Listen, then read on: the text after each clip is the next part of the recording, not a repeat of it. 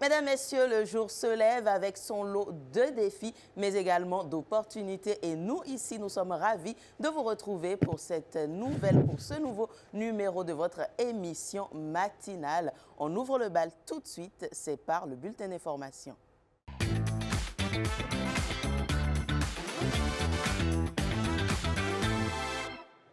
Madame, Monsieur, bonjour. Première destination de ce bulletin, Lokossa. Romuald Wadagne a foulé le sol de la cité de l'Espérance, également ville d'origine de sa mère. Le candidat était accompagné de sa colistière, une étape marquée par la présence de Bruno Amoussou, figure tutélaire de la région. Ce meeting était pour lui une occasion de galvaniser la foule. Les observations avec Marcel Arossi et François Issou. Si Grand Popo était la douceur maternelle, Lokossa est la force du nom. En pénétrant dans un stade plein à craquer, Romuald Wadagne marche sur la terre de son père. Et Lokossa n'a pas seulement répondu présent, Lokossa a rugi.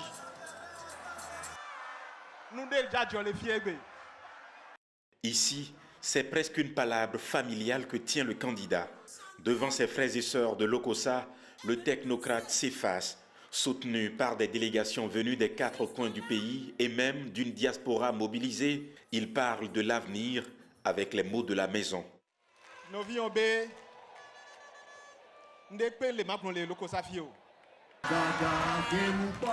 Indéboulonnable, le doyen Bruno Amoussou est encore là. Entre le patriarche et le public, le courant passe par-delà les générations. Sa présence à Lokossa sonne comme une validation historique. Il assure la transmission d'un défi de la langue avant de conclure en français. Ce jour-là, les fruits doivent tenir la promesse des fleurs. Donc, je ne parlerai pas plus. Ici, c'est chez lui. Ici, c'est chez lui. Tout le Bénin vous regarde. Le duo candidat nous a présenté déjà le prochain projet de société. Nous savons ce qu'il contient. Nous savons quelles sont les ambitions de ce nouveau président pour le Bénin. Et nous avons la confirmation que la dynamique continue réellement au Bénin. Le candidat Romuald Wadagne a un bon projet pour le Bénin. Quand je prends le secteur de la santé, vous voyez, dans nos hôpitaux, pour 5 francs, les gens peuvent perdre la vie. Mais aujourd'hui, il l'a dit, tant que l'espérance vitale d'un candidat sera mise en cause, il ne sera plus question d'attendre les formalités administratives avant de prendre la personne en charge. On le prendra à charge et après, on va revenir sur les formalités administratives. Ça voudra dire que celui-là, il pense vraiment au peuple, au bien-être du peuple. Pour Romuald Wadagne, cette étape restera celle de la consécration filiale. Le candidat quitte la terre de son père, non seulement avec des promesses, mais avec la bénédiction d'un peuple qui a déjà fait son choix. De son côté, Paul Rompé poursuit lui aussi sa campagne au plus près des électeurs. Ce mercredi, le candidat du parti FCBE a marqué un arrêt dans le Koufo à Clécamel, l'une des communes de ce département. L'attendait une foule de militants. On regarde ensemble. Aujourd'hui, mercredi, c'est le département du Koufo qui accueille le candidat du parti FCBE. Arrivé à Cloué-Camin sous une grosse pluie, il ne s'est pas fait prier pour rallier la gare routière de cette commune où l'attendait une foule immense. Des militants sur place, des engagements ont été pris.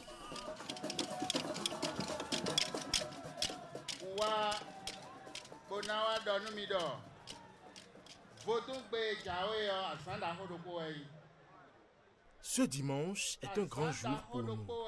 Nous devons élire un autre chef d'État.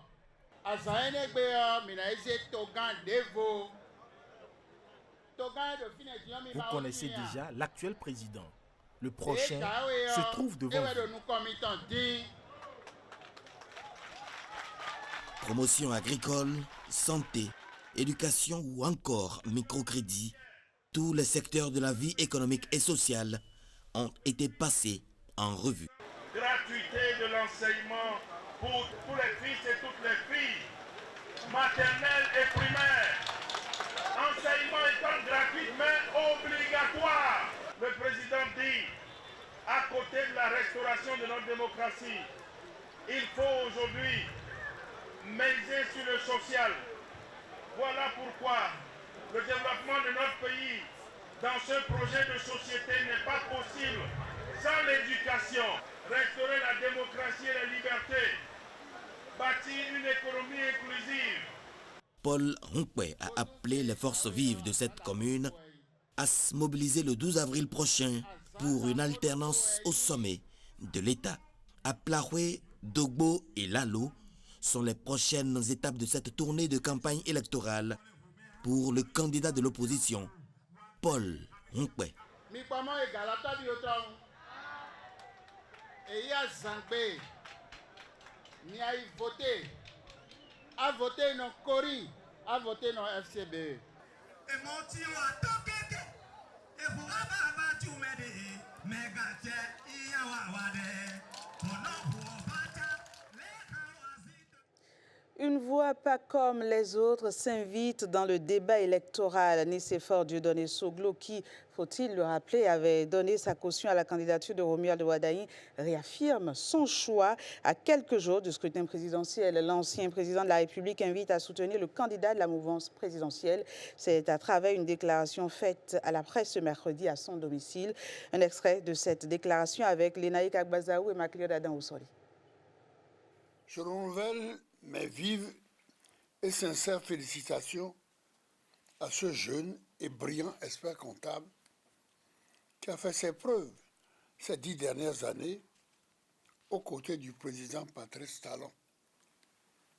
Sous l'impulsion du président de la République, Romuald Wardagni a en effet eu le mérite de redresser la santé économique et financière du Bénin avec des bons qualitatifs en termes de croissance économique. Au-delà de ce choix de Romuald Wardagni, il est raisonnable et judicieux. Le jeune candidat est porteur d'un ambitieux projet de société qui rassure de la poursuite du renouveau économique et démocratique du Bénin et offre une véritable chance pour la réconciliation nationale. C'est pourquoi, Béninoises et Béninois, je vous invite à une mobilisation générale pour propulser Romuald Wardagni à la tête de notre pays. Direction Parakou, où le cercle de réflexion septentrion en mouvement a rassemblé ses militants en soutien au duo Wardagni-Talata. C'était à la faveur d'une rencontre citoyenne qui se veut un signal fort pour les prochaines échéances électorales. Judikaël Aena et Dorcas Tito Tchaledji nous en disent plus. Dans une ambiance marquée par des messages de mobilisation et d'adhésion, les responsables du Creuset septentrion en mouvement ont appelé les Paraquois à une mobilisation autour de la candidature du duo Wardagni-Talata qu'ils présentent comme porteuse de continuité et de consolidation des acquis. Le projet de société présenté par M. Romuald Wardagni le 23 mars 2026 met en lumière plusieurs orientations qui concernent directement le Nord et qui peuvent impacter particulièrement Parakou et ses environs. Tour à tour, les intervenants ont insisté sur la nécessité pour la jeunesse du septentrion de parler d'une même voix afin de peser dans le débat politique national. Le seul projet de société qui prend en compte vos attentes, vos aspirations et vos préoccupations et qui apporte en plus de ça des solutions concrètes, c'est le projet de société du duo Wardagni-Talata. Et je les mobilise fortement donc, à soutenir et à faire triompher ce projet de société. Pour les initiateurs, l'objectif est clair. Renforcer la dynamique d'adhésion dans les communes du septentrion et préparer le terrain pour une mobilisation électorale réussie. Parlant toujours de la présidentielle ce 12 avril, de nombreux observateurs internationaux foulent progressivement le sol béninois. Le chef de mission de la CEDEAO est arrivé hier après-midi à Cotonou, marquant ainsi le début effectif de la mission d'observation. Alain Sochoumen, Edmond. On espère que d'abord que le processus qui se déroule dimanche sera un processus paisible. Deuxièmement, que le processus sera dans un cadre transparent où on va voir vraiment le vœu du peuple béninois. Parce que c'est ça qui est important, qu'il y ait un processus qui montre que le peuple béninois a choisi X ou Y pour diriger le pays pour un certain nombre des années. Alors, ça, c'est le but de notre mission et c'est le but de la CEDEAO. La CEDEAO, comme vous le savez, est confrontée avec des grands problèmes de gouvernance. Et la plupart partie des gens de la CEDEAO insistent que le résultat du bon gouvernance, c'est l'approfondissement de la démocratie. Et c'est ça qu'on attend ici. Et j'espère bien que tous les acteurs politiques comprennent bien la nécessité de voir comment on peut mieux approfondir l'avenir démocratique du peuple béninois. Allez, on vous embarque à présent au cœur du berceau de fabrication du tambour. Dans la commune d'Adjara, vous allez le voir, le tambour, encore appelé tam-tam, est bien plus qu'un simple instrument de percussion. C'est un héritage, un langage, voire même une mémoire vivante transmise de génération en génération. Michel Egbe et Ariane da Silva se sont rendus à Adjara à la rencontre de deux experts de cet art ancestral. On regarde. Adjara, commune du département de l'Ouémé. Ici, un savoir-faire ancestral résiste à l'épreuve du temps. La fabrication du tambour, un art transmis de génération en génération, Carnot a hérité de ses aïeux. Aujourd'hui, il en est le gardien et perpétue fièrement la tradition. Nous sommes la 5e génération. Et la première génération, c'est l'un de nos grands-papas. Il s'appelle, il est né en 1917. C'est lui qui a trouvé l'idée. J'étais en classe de CE lorsque mon papa m'a initié. Après avoir obtenu mon baccalauréat en 2006, j'ai jugé bon de rester dedans. Donc c'est avec ça que je vis. À quelques mètres de là, on retrouve Isaac, lui aussi héritier de ce savoir-faire ancestral. Il poursuit l'œuvre transmise par ses ancêtres. Je suis dans cette activité depuis que j'ai atteint l'âge de la raison. C'est mon père qui m'a initié. C'est une affaire de famille. Je suis de la 7e génération. Les femmes n'ont pas le droit de pratiquer cette activité car on estime qu'elles peuvent transmettre ce savoir aux familles de leurs conjoints. Ici, la fabrication du tam-tam dépasse le simple cadre artisanal. Elle relève du sacré porté par des croyances et des rites profondément ancrés. Nos divinités, avant de les rapprocher, tu dois être pur. Donc, c'est de la même façon, les tam-tams qu'on va jouer dans les églises, dans les couvents et consorts. Donc toi-même, artisan qui veut fabriquer ça, donc tu dois tout faire pour respecter cette disposition sacrée. Aujourd'hui, impossible de parler du tambour sans évoquer Adjara. La commune est désormais très reconnue. Pour assurer la pérennité de cet héritage, Isaac et Arnaud partagent une même ambition. Former leurs enfants pour que résonne encore longtemps le son du tambour à Adjara. À quelques jours du vote, les initiatives de sensibilisation se multiplient à l'endroit des citoyens, notamment des primo-votants. Tenez, au CEG à Kassato, la Fédération béninoise des associations et clubs UNESCO a échangé avec des apprenants sur l'importance du vote et la nécessité d'un scrutin apaisé. Les précisions, ce sera avec Jessica Akovi et Loïs Balogun. Dans la cour de cet établissement, transformé pour l'occasion en cadre d'échanges citoyens, ces apprenants sont rassemblés autour d'un message essentiel. Voter et voter dans la paix. Je veux supplier les parents, d'accord, à aller vers leur devoir civique. Face à eux, les responsables de la Fédération béninoise des associations et clubs UNESCO. Moi, je vous invite à aller voter massivement ce jour. Ici, le message est clair. Le vote n'est pas qu'un droit, c'est un devoir citoyen, un engagement pour l'avenir. Le vote est un devoir civique que chaque citoyen doit respecter. Et c'est le moyen d'exprimer ce qu'on pense être le meilleur pour notre pays. Au-delà de l'acte individuel, ces primo-votants sont appelés à devenir des ambassadeurs du civisme. Si un citoyen ne vote pas, peut-être à cause d'un seul citoyen, le meilleur président, peut-être ce meilleur président peut échouer au cours de son élection. Et moi, j'ai 20 ans et je vais participer activement au vote du 12 avril. À travers cette initiative, la Fédération veut promouvoir une culture électorale responsable et pacifique.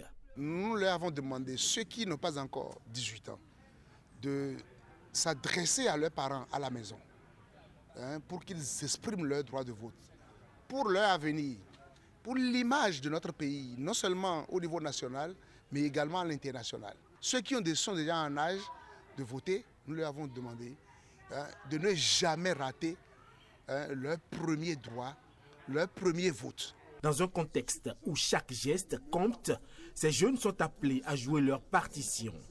Car au-delà du choix des dirigeants, c'est aussi l'image de la démocratie béninoise qui se construit. Donc il y a l'image non seulement nationale, mais il y a également l'image internationale. Voilà, ce sera tout pour ce matin. On se retrouve demain. Jennifer, c'est à vous. À demain donc avec toujours le même plaisir génial. Je n'en doute pas du tout. Alors on prend congé de vous et on poursuit cette émission. Et au menu aujourd'hui dans Instant Politique, on aborde un autre pan des projets de société des deux candidats en lice. Nous nous intéressons aux enjeux sociaux et éducatifs. Au-delà des mots et des promesses, quelle sera leur réelle portée, leur cohérence et surtout leur impact dans le temps pour les populations? Autant de questions à aborder avec notre invité dans quelques minutes. Nous parlerons également de l'occupation anarchique des voies et des bâtiments par des affiches de campagne électorale. Un phénomène de plus en plus visible dans nos villes et dans nos quartiers, mais qui soulève de véritables préoccupations environnementales. En quoi ces pratiques affectent-elles notre cadre de vie? Un activiste viendra nous éclairer. Et puis, comme annoncé hier, nous reviendrons sur l'intelligence artificielle devenue incontournable dans notre quotidien. Entre opportunités et dérives, cet outil transforme notre manière de produire, de consommer et de partager l'information. Mais comment l'utiliser de manière responsable et éviter les pièges? C'est à découvrir dans notre rubrique Éducation aux médias. Alors on installe dès à présent le tout premier plateau Instant Politique.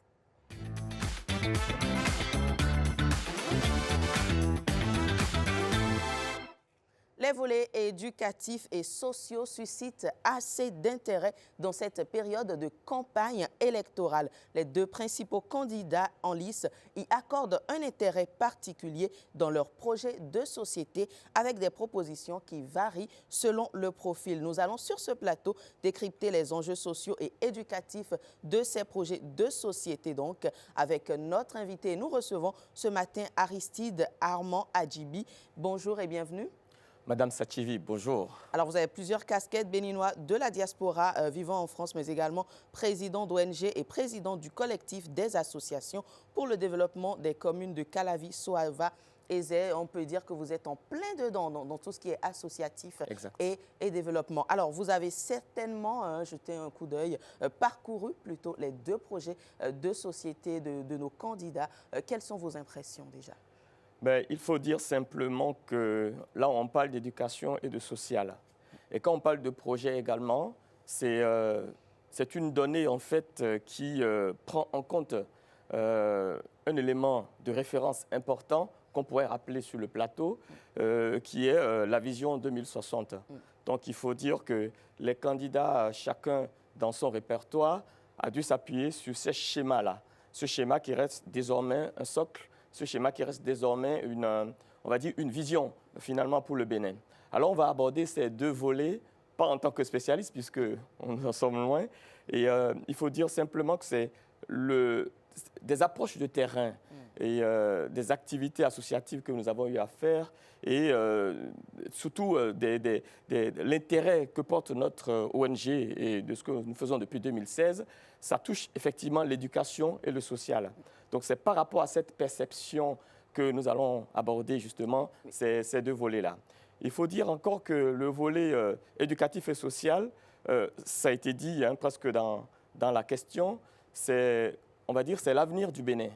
C'est, on va dire, le progrès du Bénin, c'est le bien-être. Et quand on touche le bien-être et l'éducation, il n'y a pas de raison qu'on aboutisse en fait au développement. Donc le développement va s'accentuer, s'axer sur l'éducation et le social. Et vous avez certainement parcouru les projets. Mais avant d'y revenir, qu'est-ce que ça peut apporter de façon concrète? Comment le social et tout ce qui est lié à l'éducation peuvent conduire au développement du Bénin?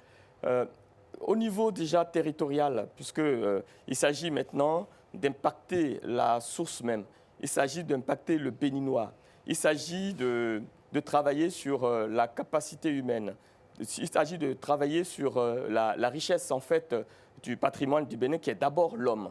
Donc c'est une question d'implémentation. Les projets sont là. Ça devrait toucher tous les petits territoires du Bénin, en passant bien entendu par nos dirigeants locaux, en passant par les associations qui animent la vie politique et les associations civiles, en passant par les entreprises, en passant par nos éducateurs, en passant par les parents également. Donc, il est question que chaque Béninois, citoyen qu'il soit, s'approprie les subtilités de ces projets-là pour pouvoir en fait contribuer de manière incitative en fait à la bonne politique sur le territoire béninois. Alors, pour vous, ce développement-là doit partir également du citoyen pour participer. Vous faites bien d'aborder les territoires puisqu'ils ont été cités également dans l'un de ces projets-là. Alors, je tiens encore à ma question. Lorsque vous les avez parcourus, quelles sont vos impressions sur ce que proposent ces deux candidats dans les années à venir? Alors, il y a des éléments qui restent communs de toutes les manières. On parle par exemple, pour dire au niveau de l'éducation, on parle de la transformation de l'éducation. Oui. Il y a des choses que moi j'ai notées qui sont quand même assez importantes. On parle par exemple du financement de la recherche et de l'innovation côté éducation. Ça, c'est des similitudes qu'il y a entre les deux candidats. On parle aussi de ce qui est construction des infrastructures scolaires, des équipements. Tout ça, ça reste comme beau candidat. Après, il y a des volets assez spécifiques, tels que ce qui touche par exemple les APE, enfin comment dirais-je, les AME. Voilà, ce qui touche les AME. Ce qui touche par exemple du côté du duo Hompé, il y a ce qui touche aussi les centres universitaires thématiques. J'ai vu aussi qu'il y a en fait l'introduction de la langue nationale, par exemple, dans l'éducation. Ça, c'est des spécificités. Mais quand on va du duo Wadayi, on voit que le système éducatif, effectivement, serait transformé dans sa profondeur, de toutes les manières. On voit aussi qu'il y aura la gratuité de l'enseignement jusqu'au secondaire pour les filles. Voilà, ça, c'est des spécificités. Il y a le déploiement du téléenseignement qui a été abordé du côté du candidat Wadayi. Et il y a aussi, bien entendu, l'évolution de ces City qui va se transformer en hub du côté du candidat Wadayi. Donc ça, c'est des spécificités. Après, il y a des volets sur lesquels il y a, on va dire, quelques différences, on va dire, surtout du côté universitaire, pour ce qui concerne les actions sociaux ou concerne la gestion des actions socio-universitaires, par exemple. Sur ce volet-là, il y a quelques différences. Pour aborder le social, ça se répercute en fait dans presque toutes les priorités des candidats. Ça se répercute par exemple sur l'éducation, puisqu'on a parlé de gratuité, c'est du social. Alors, il y a le duo Hompé qui aborde par exemple l'accès à l'enseignement gratuit, en fait, obligatoire aux primaires, par exemple. Il y a aussi la partie, on va dire, eau, eau. Vous voyez, donc il y a l'eau, il y a la partie électricité pour le candidat Wadaï. Il y a également la création d'institutions nationales proposées pour la jeunesse proposée par le candidat Paul Rompé. Il y a la formation au sein des prisons pour les jeunes. Vous voyez, ça, c'est des différences. Ça. Toujours dans le social, quand on revient du côté du candidat Wadaï, il y a la construction quand même comment l'appelle-t-on il y a aussi ce qui touche l'agriculture, par exemple, puisque les agriculteurs maintenant seront pris en charge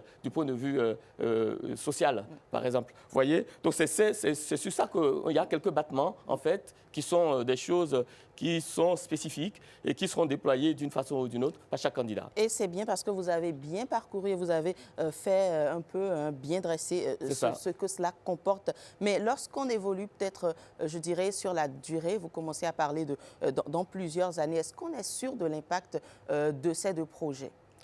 C'est certainement parce que, vous voyez, c'est une question de terrain. C'est une question de travail de terrain. Quand les candidats dégagent le projet, il y a justement les institutions qui suivent derrière, il y a après la gouvernance locale qui récupère des données. Donc en fait, ce qui va se passer cette fois-ci, c'est que la gouvernance locale, les associations, les organisations civiles, ils vont récupérer ces éléments-là pour aller toucher la population. Et ce qui fera que le citoyen lui-même et les concernés, tels que les enfants, les étudiants, les élèves, ils seront obligés d'aborder cette phase des choses de manière implicite. Donc en fait, c'est un devoir de tous d'abord, des parents jusqu'aux enseignants, jusqu'aux politiques. Donc il n'y a pas de raison que cela ait d'impact. Et tout ce qui est dit a été écrit. Maintenant, il va falloir faire ce qui est dit. Alors, M. Adjibi, lorsqu'on parle généralement du social, et c'est d'ailleurs pour ça que nous nous intéressons au sujet, on a l'impression au sein de l'opinion que certains décrient la chose. Est-ce que vous pensez que lorsque ces projets-là seront mis en application, il y aura un impact, je dirais, direct sur les populations au quotidien? Alors, moi, je pense qu'il faut rendre le social perceptible. D'accord. C'est le cas. Puisqu'il y a eu le social jusqu'à maintenant, depuis 10 ans. On a même parlé de hautement social, si vous vous rappelez. Cette fois-ci, il faut rendre le social perceptible. Donc, aller toucher l'individu lui-même dans son environnement. Et c'est pour ça qu'on voit diverses variétés en fait, d'actions qui seront menées par le gouvernement futur au sein même des territoires. Ça, c'est très important, ça. Donc, l'objectif aujourd'hui, c'est d'être sur le terrain, d'accompagner la gouvernance locale et de permettre, en fait, on va dire, la réalisation de ces projets-là. Et lorsque vous parlez de la part du citoyen, selon vous, de façon concrète, qu'est-ce que le citoyen doit faire? Qu'est-ce que je dois opérer comme décision, comme action pour être sûr d'avoir des répercussions à la fois sur le développement à travers l'éducation et le social? Alors, première chose, on va au vote. Quand on va au vote, c'est parce qu'on a double un projet de candidat. Donc, on aura de la visibilité sur l'exercice ou sur l'application de ce projet-là. Donc, chaque citoyen devra suivre de près l'évolution, on va dire l'applicabilité en fait de ce projet. Ça, c'est important. Et chaque citoyen dans son environnement devra accompagner, on va dire autour, puisque c'est un écosystème, devra accompagner et les politiques, devra accompagner et les enfants, devra accompagner et les enseignants, devra accompagner aussi, on va dire, nos gouvernants locaux à appliquer en fait ces projets. Et alors, on passe à présent à la faisabilité de ces projets, à la fois tout ce qui est social, tout ce qui est éducatif. Comment évaluer la faisabilité sur le terrain? Écoutez, quand on parle de l'éducation, on parle aussi d'excellence, puisque l'éducation, c'est d'abord la connaissance et le savoir-faire, en fait. Et le Bénin, à l'avenir, on ne parlera plus forcément de diplôme, mais on parlera de ce que tu sais faire. Vous voyez? Donc, aujourd'hui, il y a des besoins sur le terrain. Les candidats, ils ont tous parlé de la professionnalisation en fait, des métiers. Ils ont parlé aussi, tout à l'heure, vous avez évoqué l'intelligence artificielle. Ça, c'est des sujets qu'il faut prendre en compte. Donc, les nouvelles technologies vont beaucoup influer sur l'éducation. Donc, ça va être quelque chose de palpable. Ça va être quelque chose d'évident. Donc, le côté éducatif, lui, il sera vraiment quelque chose qu'on pourra vraiment percevoir à un moment donné. Et le social, peut-être? Oui, le social. Alors, le social, je dis et je redis, le social, c'est d'abord de l'accompagnement. Ce n'est pas forcément systématiquement du don, c'est de l'accompagnement. Donc, pour aller au social au Bénin, il faut simplement, dans un esprit de solidarité, puisque le social relève de la solidarité. Et le gouvernement, on a vu les chiffres jusqu'à maintenant, ils ont mis un paquet dans le social et c'est quelque chose qui va prendre encore de l'ampleur. Et quand il y a le bien-être, le social permet le bien. Quand le bien-être, après l'individu, il est assez équilibré pour aborder et accompagner le développement. Et quels peuvent être les principaux défis pour que l'impact soit palpable des deux côtés? C'est d'abord des défis qui relèvent des hommes. D'accord. Il faut d'abord la qualité des hommes. C'est-à-dire? La qualité des hommes, c'est-à-dire qu'il faut être objectif dans le travail qui sera fait. C'est pour ça que je repars toujours des cellules, je repars toujours de la base, je repars toujours du dernier territoire. Il y a le candidat, je crois, le duo Wadaï, qui a parlé de territorialisation en fait, de la politique. Vous voyez? Donc ça, c'est un schéma qui va permettre et qui va booster la gouvernance locale.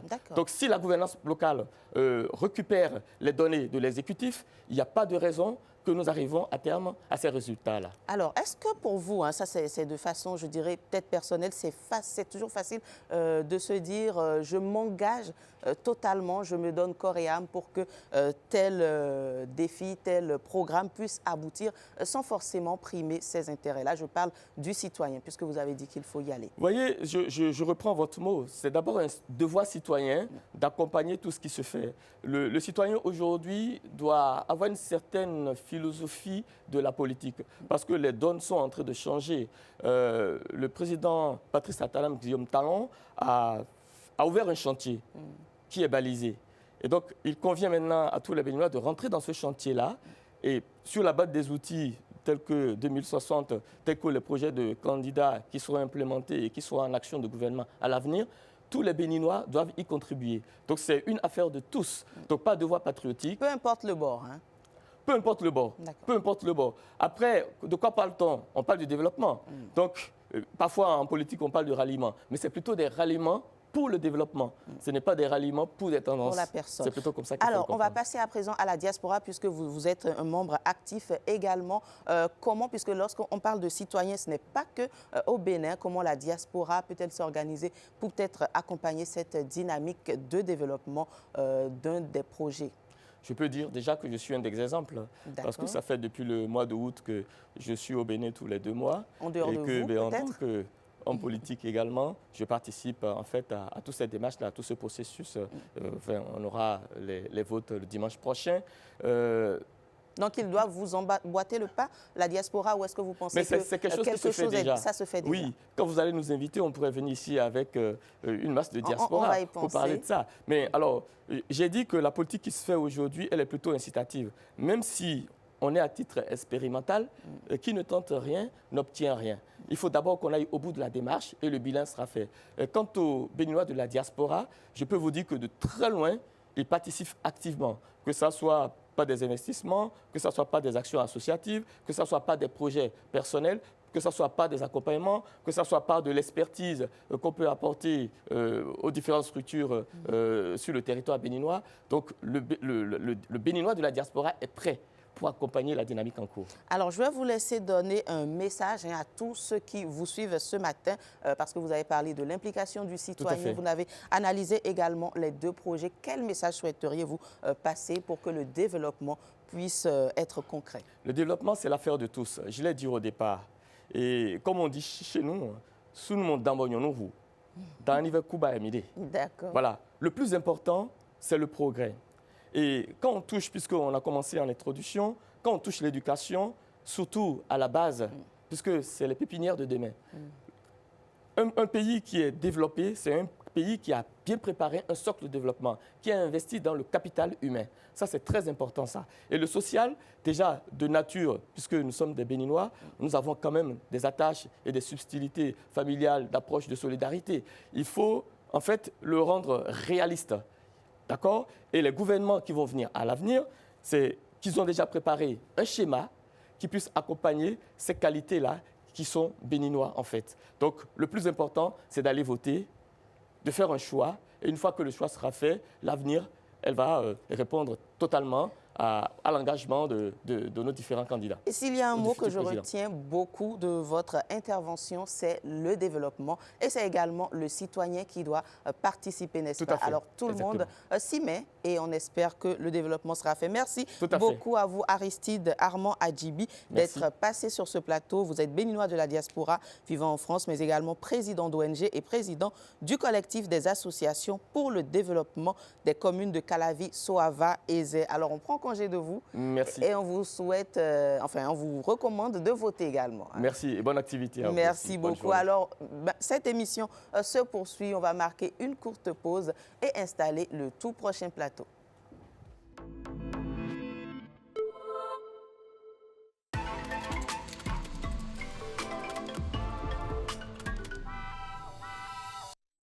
Il y a quelques années, tout était lent. Papier, aller-retour, file d'attente interminable. Aujourd'hui, tout a changé. Ici, chaque vie a une trace, une identité, grâce à l'ANIP.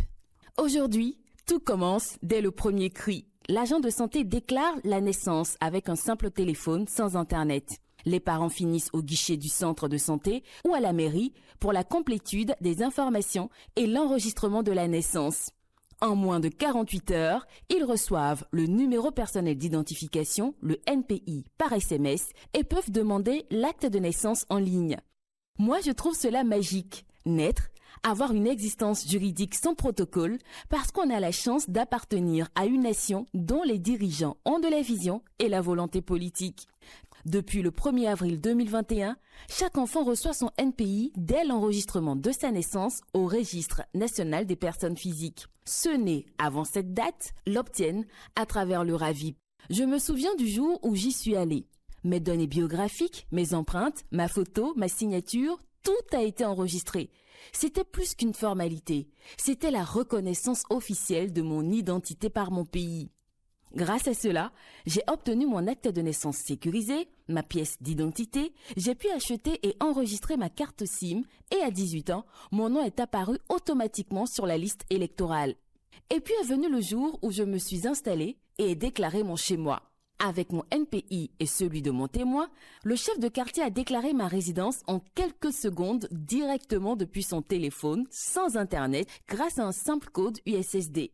Ma résidence était alors mise à jour dans le Registre national des personnes physiques. Ainsi, l'État sait où nous sommes pour mieux nous servir. Moi, j'appelle cela la proximité numérique. Quand Dosso a décidé de m'épouser, nous n'avions besoin que de nos NPI et de ceux de nos témoins. L'officier d'état civil a déclaré notre union dans le système ANIP. En quelques secondes, notre mariage était enregistré, lié à nos identités et nous avons reçu notre acte sans aucune tracasserie. Même l'amour a sa place dans le numérique. Quand mon grand-père est décédé, le médecin est venu constater le décès. Avec le certificat, nous sommes allés chez le chef quartier qui a demandé nos NPI. En quelques instants, avec son téléphone, il a déclaré le décès. L'ANIP a délivré l'acte et mon grand-père a été inscrit au fichier national de l'état civil comme décédé et automatiquement radié de la liste électorale. Les registres se mettent à jour en temps réel pour que chaque vie soit respectée et comptée. La vie continue et parfois la mémoire nous joue des tours. On oublie son NPI? Pas de panique. Un simple code USSD, le site web de l'ANIP ou l'application anip.bj et tout revient en un clic. Parce qu'aujourd'hui, au Bénin, la technologie ne remplace pas l'humain, elle le relie. Et pour demander une carte d'identité, plus besoin de courir. Tout se fait en ligne, depuis chez soi. Et ce n'est pas tout. Les institutions se parlent désormais. La protection sociale, l'emploi, les transports, les impôts, la justice, les opérateurs mobiles, tout est lié, fluide, transparent. Parfois, je me dis que mon grand-père serait fier de voir son pays grandir et se moderniser. Derrière chaque numéro, il y a une vie, une appartenance, un espoir. L'ANIP bâtit le cadre de confiance qui unit les citoyens et ouvre les portes de l'éducation, de la santé, de la finance, de la citoyenneté et des services sociaux, tels que la protection de l'enfance, l'aide sociale et la microfinance. ANIP, l'identité qui accélère le développement du Bénin.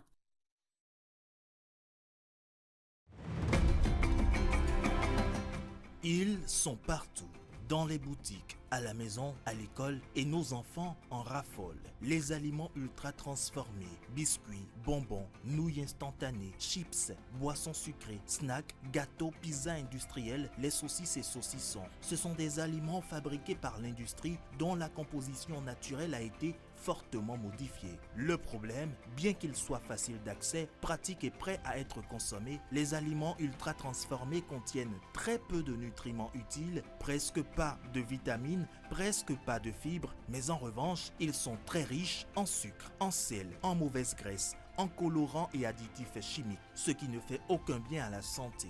Prenons quelques comparaisons simples. Une canette de boisson sucrée de 33 centilitres, c'est environ 8 morceaux de sucre. Pourtant, l'OMS recommande de réduire la consommation des sucres ajoutés. Les nutritionnistes conseillent de ne pas dépasser l'équivalent de 4 morceaux de sucre ou 4 cuillères à café de sucre en poudre par jour. Prenons un paquet de nouilles instantanées. C'est l'équivalent de plusieurs sachets de sel en une seule portion. À force d'en consommer, ces aliments fatiguent le cœur, le pancréas et augmentent le risque de maladies chroniques même chez les enfants et les jeunes. Alors que faire? La solution est simple. Manger local, manger frais, manger naturel. Fruits et légumes, légumineuses, poissons, œufs, viande maigre. La règle est donc claire. Moins d'aliments ultra transformés, plus d'aliments naturels. Préserver sa santé, c'est possible en faisant les bons choix dès aujourd'hui. Ceci est un message de l'Agence nationale de l'alimentation et de la nutrition. ANAN, comprendre pour agir en faveur de la nutrition.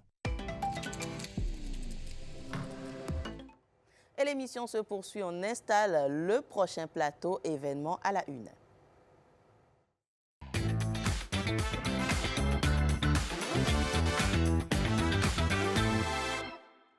S'exprimer avec aisance, structurer sa pensée, captiver un auditoire. L'éloquence est aujourd'hui bien plus qu'un atout. C'est un véritable levier de leadership et d'influence dans un monde où la parole peut convaincre, mobiliser et même transformer des idées en action. Maîtriser l'art oratoire devient essentiel, aussi bien dans la vie professionnelle que personnelle. Et justement, l'événement auquel on s'intéresse aujourd'hui met cette compétence à l'honneur. On en parle avec notre invité Cédric Djigbondé Akerebourou. Bonjour et bienvenue. Bonjour. Alors, madame. vous êtes auteur, conférencier. C'est un plaisir de vous avoir sur ce plateau. Alors, Cédric, quand on parcourt un peu, quand on suit un peu votre parcours, ça fait longtemps que vous êtes engagé dans tout ce qui est art oratoire. D'où vous est déjà venu cet intérêt? Effectivement, merci Jennifer. J'ai deux aveux à vous faire. D'accord. Le premier, c'est que je suis né avec un super pouvoir. Que celui de parler, celui de s'exprimer. Exactement, que mes parents m'ont transmis. Je dis cela parce que je viens d'une famille d'intellectuels, de juristes, de personnes qui ont l'habitude de prendre la parole en public, qui s'expriment aisément. Depuis le berceau, quoi. Depuis le berceau. Donc, ils m'ont inoculé ce virus-là que j'ai accueilli avec beaucoup de plaisir. Mais le deuxième aveu, c'est que je ne l'ai pas activé automatiquement, ce super pouvoir. Ce qui veut dire qu'on peut naître avec des prédispositions, mais ne pas mettre ces prédispositions-là à son propre service. C'est cela. Donc j'ai dû vaincre ma timidité plus tard et me dire, mais une idée aussi génialissime qu'elle est, si elle n'est pas exprimée, c'est une idée morte. D'où vient l'importance de l'éloquence et de pouvoir s'exprimer en public. Et comment vous avez activé ce super pouvoir? C'est justement en observant mes aînés, mes parents, mon père, ma mère, en intégrant des environnements où on parle bien. Donc déjà, dès 12 ans, je suis entré dans un programme qui s'appelle Junior Achievement, où on apprend à parler, à s'exprimer, à concevoir une idée, à défendre son projet. Alors, avant de poursuivre, il y a cette image-là qui est venue très rapidement réveiller votre esprit optimiste. Donc, vous êtes également l'auteur. Ça parle également de l'éloquence, de l'art oratoire? Non, ça parle plutôt de persévérance, de positivité. Et donc, j'appelle tous les lecteurs là à réveiller leur esprit optimiste, à voir la chose là, à voir le monde de manière plus positive. Et donc, même en tant qu'orateur, à se voir en tant que bon orateur aussi. Donc, on peut lier ça à l'éloquence aussi. Donc, les deux sont liés. Les deux sont liés, absolument. Alors, Cédric, vous parlez de prendre le pouvoir par la parole. Comment cela peut-il être possible? Vous l'avez si bien dit, l'éloquence est un levier pour activer son leadership. Et la parole, c'est une énergie. Quand on lance sa parole, quand on lance des mots, on peut convaincre, on peut séduire, et on passe un message. Et le pouvoir, c'est ça, c'est réussir à transformer son environnement, à convaincre son auditoire, à l'amener à sa cause. Et donc, quand vous diront, moi je suis timide, je ne suis pas sûr que je suis fait pour l'art oratoire, je ne suis pas sûr que l'événement m'intéresse, on va y revenir à Oui, de l'événement. bien sûr. Qu'est-ce que vous pouvez leur dire déjà? Non, la timidité, on fait avec. C'est comme le trac. On ne peut jamais s'en délier. Par contre, il y a des techniques pour dompter son trac, dompter sa timidité, en structurant sa pensée et en utilisant des techniques pour séduire l'auditoire, pour détourner l'auditoire de ce qu'on pourrait appeler nos défauts. Mais ce n'est pas un défaut, on peut partir sur le trac, sur la timidité pour bâtir une belle prise de parole en public. Obama, par exemple, avant de monter sur scène, il fait une petite foulée pour monter sur la scène. C'est le moyen pour lui de libérer le stress et le trac, mais personne ne le sait forcément. Très belle astuce en tout cas. Et justement, on en vient à cet événement, une conférence que vous initiez sur la thématique, d'où vous est partie déjà l'idée d'initier cela. Alors, dans mon environnement personnel et professionnel, j'ai vu beaucoup d'ingénieurs, des cadres supérieurs dotés de compétences exceptionnelles, mais quand vient le moment de défendre leur projet, ils sont paralysés. C'est cela. Ils n'arrivent pas à s'exprimer, bien que l'idée soit géniale, et du coup, ils n'arrivent pas à convaincre leur auditoire et l'idée passe à côté. Je me suis dit, c'est le moment d'offrir un environnement sécurisé, d'apprentissage à tous ces cadres-là qui veulent vraiment changer de cap, augmenter le niveau de leur leadership et réussir à s'exprimer de façon claire et structurée. Et est-ce que c'est uniquement les cadres qui sont concernés? Non, ce ne sont pas seulement les cadres. Toute personne lambda, vous l'avez si bien dit aussi, dans la vie personnelle, pour parler ne serait-ce qu'à son compagnon, sa compagne, on a besoin que cette prise de parole-là soit claire pour que l'autre nous comprenne. Parce qu'il faut dire, l'objectif premier d'une prise de parole, c'est d'être compris d'abord par l'autre. Après se rajoutent tous les autres éléments. Quelle différence vous faites entre un homme qui arrive à conquérir ou dompter son public à travers la parole et celui qui n'y arrive pas du tout? Il y a peut-être une différence de confiance en soi. D'accord. Parce que quand on veut prendre la parole, il faut se préparer. Et on se prépare en ayant des fiches, en structurant sa pensée de manière claire et en ayant des petites astuces, des assaisonnements qu'on va donner au camp des orateurs éloquents. On ne va pas tout dire ici. En tout cas, on a eu une petite astuce, le petit foulé. Essayez déjà, qui sait, c'est peut-être ce qui va vous mettre en confiance. Alors, on va parler à présent du contenu. À quoi les participants peuvent-ils s'attendre ou doivent-ils s'attendre? Alors, le camp des orateurs éloquents, c'est le 2 mai 2026 déjà, je rappelle la date. J'ai appelé ça le camp parce que je ne voulais pas que ce soit simplement une conférence. Donc, dans un camp, il y a souvent des militaires. Ça veut dire que ça va être une journée à haute intensité. De 9h à 18h, je vais vraiment souffler dans les poumons de tous ceux qui vont participer. On va vaincre la timidité ce jour-là. Et le contenu, c'est 3 modules de formation. Le premier, c'est comment structurer sa pensée. Et il y a une technique internationale que les plus grands cabinets utilisent, c'est la technique de Barbara Minto. C'est une pyramide inversée. Premièrement, quand on veut prendre la parole en public, on délivre directement son idée maîtresse. Donc, on ne fait pas d'épilogue, on va directement à la conclusion. Au lieu de faire encore une longue... On apprend également sur ce plateau. N'est-ce pas? On ne fait pas un long développement, mais on va directement à la conclusion. Qu'est-ce que vous voulez que l'auditoire retienne de vous quand vous allez quitter le plateau? C'est par là qu'il faut commencer. Exactement. Deuxième palier de la pyramide, on fait l'argumentation. Donc, des arguments pour soutenir l'idée maîtresse-là qu'on a défendue. Et le dernier palier de la pyramide, c'est des illustrations, des exemples. Donc voilà. Structurer sa pensée. Structurer sa pensée, c'est le premier module. Deuxième module, ce sera comment parler avec une belle voix. Donc, la voix est importante également. Très importante. La tonalité de la voix, le rythme, la douceur ou la dureté avec laquelle on s'exprime, c'est très important pour coller, pour être en cohérence avec le message que vous véhiculez. Mais monsieur Akereburu, tout le monde n'a malheureusement pas une belle voix. Est-ce que ça dessert alors ceux qui n'ont pas une belle voix? J'allais y venir. D'aucuns pourraient dire que Jennifer a une voix peut-être d'homme, un peu enrouée quand même. Un peu enrouée quand même, mais c'est ce qui fait votre charme et vous savez la rythmer, la présenter de manière agréable. On fait avec ses atouts, je vous en prie, on fait avec ce qu'on a. Mais avec la respiration, des techniques de pause, d'intonation et d'intention, on peut moduler sa voix. Peu importe le type de voix qu'on a. Peu importe le type de voix qu'on a. J'ai envie de dire que notre chef suprême des armées a une voix plutôt aussi forte et rocailleuse, mais quand il parle, tout le monde l'écoute avec assiduité. Exactement. Donc, tout est question de modulation, d'intention qu'on met dans la voix. On va apprendre à structurer sa pensée, à embellir, moi j'ai envie de dire, savoir pour mieux faire passer le message. Ce sera tout? Non, il y a un troisième module très important dans lequel je me suis spécialisé parce que je suis champion d'art oratoire en discours improvisé. D'accord. Les discours improvisés, ce sont des discours que vous faites sans préparation, sans connaître le thème à l'avance. Sans garder des fiches. Sans garder des fiches. Et puis, vous ne connaissez pas la question au préalable. On vous prend sur le vif, comme ça, on vous dit, allez, un discours de 2 minutes sur tel sujet. Et donc, j'ai prévu un module spécifique sur ça parce qu'il faut savoir improviser. Si vous êtes à une fête d'anniversaire, on dit porter un toast en l'honneur de l'anniversaire, il faut savoir quoi dire. Vous êtes en réunion, on vous donne la parole sans que vous y soyez préparé. Il faut dire un mot de manière structurée et convaincante aussi. Est-ce que vous pouvez nous donner juste un tout petit peu, pas évidemment tout le déroulé, du coup, juste un peu, comment il peut venir dans ce cas? On vous prend au pif, on vous dit, je ne sais pas, un petit discours sur la matinale, bonjour le Bénin, comment on se prépare pour y arriver? Je ne vais pas dévoiler ici les clés. Il faut que les personnes qui nous suivent s'inscrivent au camp des orateurs. Vous auriez essayé.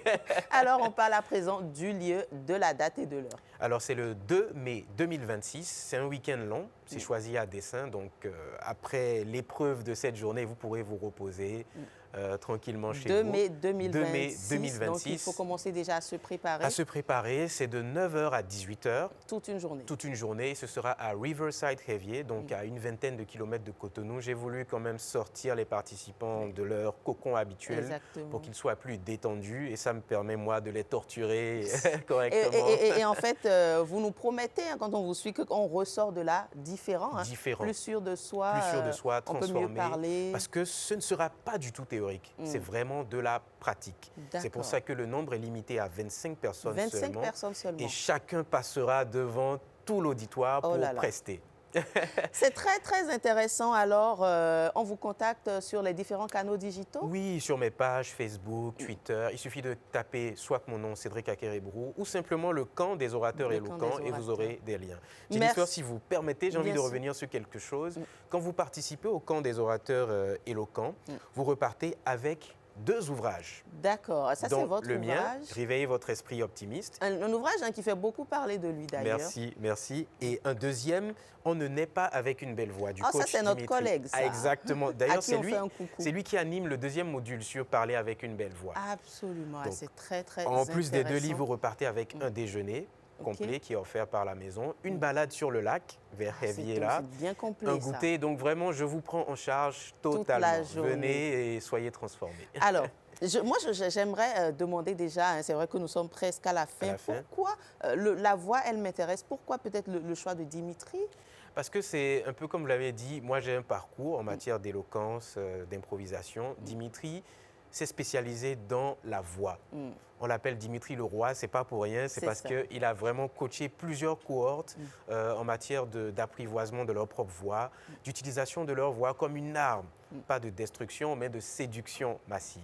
Alors, une dernière question, j'y tiens. Quand on connaît un peu Cédric, c'est d'abord Big C, c'est ensuite Allo Mobile. Exactement. Voilà, donc est-ce que depuis ce temps, vous aviez déjà travaillé l'art oratoire qui vous a servi ou est-ce que c'est bien après? Ou est-ce que c'est peut-être à partir de là également? Disons que, comme je l'avais dit, j'avais des prédispositions, mais après, dès que j'intègre Allo Mobile en 2007, à une vingtaine d'années à peu près, on me propulse au devant de la scène avec Steve Fascia à la télé. Cédric, tu passes sur Week-end Matin. Et donc là, il fallait se jeter. C'est cela. Et vous aviez le trac ou vous étiez sûr de vous? Énormément. J'avais les mêmes watts, je transpirais. Mais à force de pratique, et là encore, c'est un secret, il faut pratiquer devant le miroir, s'exercer tout le temps, apprendre la parole en public sur tel ou tel sujet. Ça vous permet de vous forger votre propre style de communication. Et donc, j'avais des prédispositions, certes, mais après, j'ai intégré des clubs comme Toastmaster International, Jeune Chambre et autres. C'est pour ça que le camp des orateurs éloquents, c'est vraiment la synthèse de tout ce que j'ai appris. En tout cas, merci beaucoup. J'ai hâte d'y être également. Peut-être que vous allez me voir, J'espère, quoique vous avez déjà toutes les clés. Oh, merci. Mais je n'ai pas celui du discours improvisé. Ça, c'est vrai. J'ai gardé ça pour moi. Merci beaucoup à vous, Cédric. Merci de m'avoir reçu. C'est un plaisir. Djigbondé Akerebrou, je rappelle que vous êtes auteur conférencier et vous initiez justement ce camp de la parole, ce camp de l'art oratoire. De l'art oratoire, c'est ça. Merci beaucoup. À présent, on va installer notre tout prochain plateau avec Amandine Anyamboussou.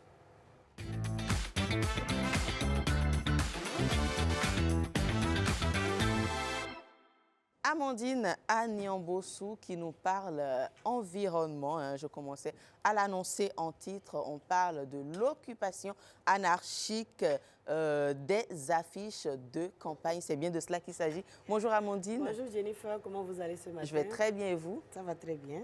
Alors, on parle également de ces affiches. On va parler ce matin des affichages sauvages. Et comme vous le savez, mesdames, messieurs, bonjour à vous. Au nombre des outils de communication visuelle existants, il y a les affiches. Elles sont de plusieurs formats et ont le pouvoir de capturer facilement l'attention du passant dans les campagnes publicitaires ou de sensibilisation de masse, tout comme en période électorale. On en voit apposer un peu partout, parfois en violation de la réglementation en vigueur de nos jours. Donc, l'usage des techniques numériques de conception augmente leur audience et impact informationnel. En revanche, l'affichage sauvage affecte considérablement le cadre de vie et constitue donc un véritable problème écologique.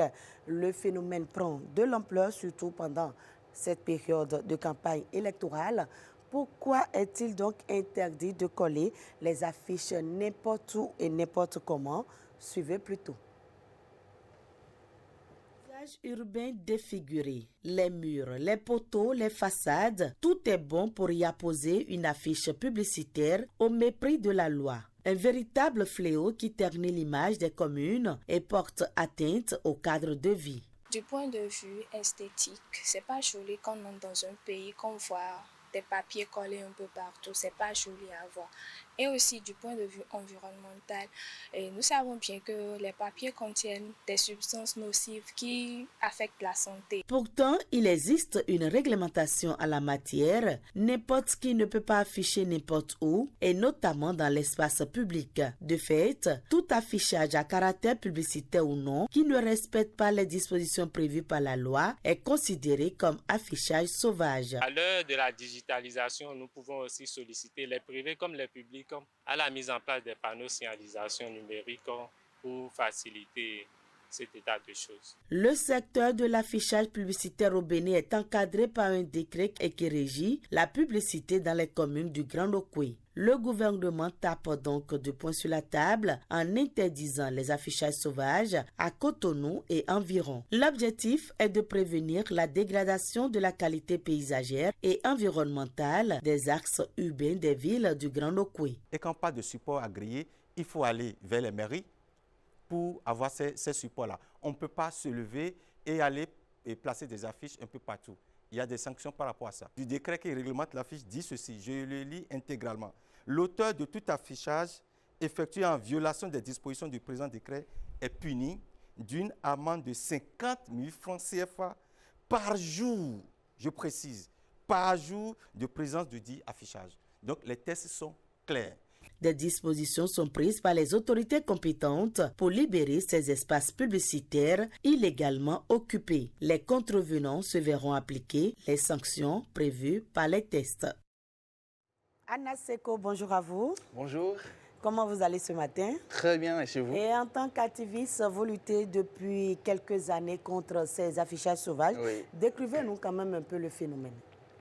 Alors, le phénomène est très simple. Vous savez, moi, j'ai grandi en voyant les affiches d'entreprises, les affiches d'organisations collées ça et là dans le cadre de vie sur les édifices publics. Et j'ai grandi en voyant ces mêmes affiches laisser des empreintes sur les édifices publics et c'est laid, c'est salissant, c'est de la pollution esthétique. C'est pour cela que j'ai commencé à m'engager pour faire face à cela. Quand je sors de la maison, quand j'allais à l'école ou quand j'allais à l'université et je vois des affiches sur les panneaux de signalisation qui sont censés nous éduquer sur comment être sur la route, moi ça me chagrine, je me dis il faille faire quelque chose pour attirer l'attention des populations, pour attirer l'attention des autorités sur ce sujet. Donc, est-ce qu'il justifie que votre implication dans cette lutte et vous organisez même des campagnes de salubrité? Oui, nous organisons des campagnes de nettoyage des affiches sauvages et ce depuis 2021 que nous avions commencé à faire ça. Il faut dire qu'avant moi, il y avait des aînés qui ont déjà commencé également à faire cela. Moi, je suis arrivé peut-être, j'ai poussé un peu le bouchon loin et pour attirer donc l'attention des populations et des autorités, en 2023, avec mon équipe de bénévoles, nous nous sommes lancés un challenge. Nettoyer toutes les affiches sauvages sous le passage supérieur de Huiho. Et pourquoi précisément sous le passage supérieur? Parce que le passage supérieur de Huiho est très fréquenté. C'est un passage que tout le monde voit. C'est un passage qui peut attirer l'attention. C'est un passage, en fait, qui est vraiment symbolique. Et donc, au vu du symbolisme donc, de ce passage-là et de toutes les affiches qu'il y avait sous le passage supérieur, il était important de faire une action. Et donc, en 2023, en 2 fois, nous avons nettoyé plein d'affiches publicitaires, des écoles, des affiches marketing, des demandes d'emploi et plusieurs types d'affiches. Il y avait aussi également des affiches de campagne électorale qui dataient de 2020, que moi je voyais tout le temps en passant au niveau du passage supérieur. Qui 3 était ans après, hein? Oui, même plus de 3 ans, parce qu'il y avait des affiches du général Guiyan qui étaient en haut, que nous avions enlevées.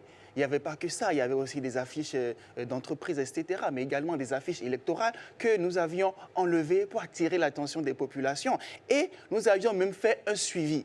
C'est-à-dire, moi, je revenais là et quand je voyais quelqu'un qui a collé une affiche, je prenais son numéro sur l'affiche et je l'appelais. Soit je lui écrivais sur WhatsApp et tous ceux à qui j'ai écrit sur WhatsApp ils disent « Ah, pardonnez, on ne le savait pas, excusez-nous, etc. » Après, vous savez, j'ai une vie professionnelle, j'ai une vie personnelle, donc je ne peux pas faire le suivi pendant très longtemps, mais on a quand même fait ce qu'on doit faire en tant que citoyen, c'est un devoir civique. Vous menez cette bataille, dites-nous exactement l'impact de ces affichages sauvages, par exemple sur le cadre de vie, sur l'environnement.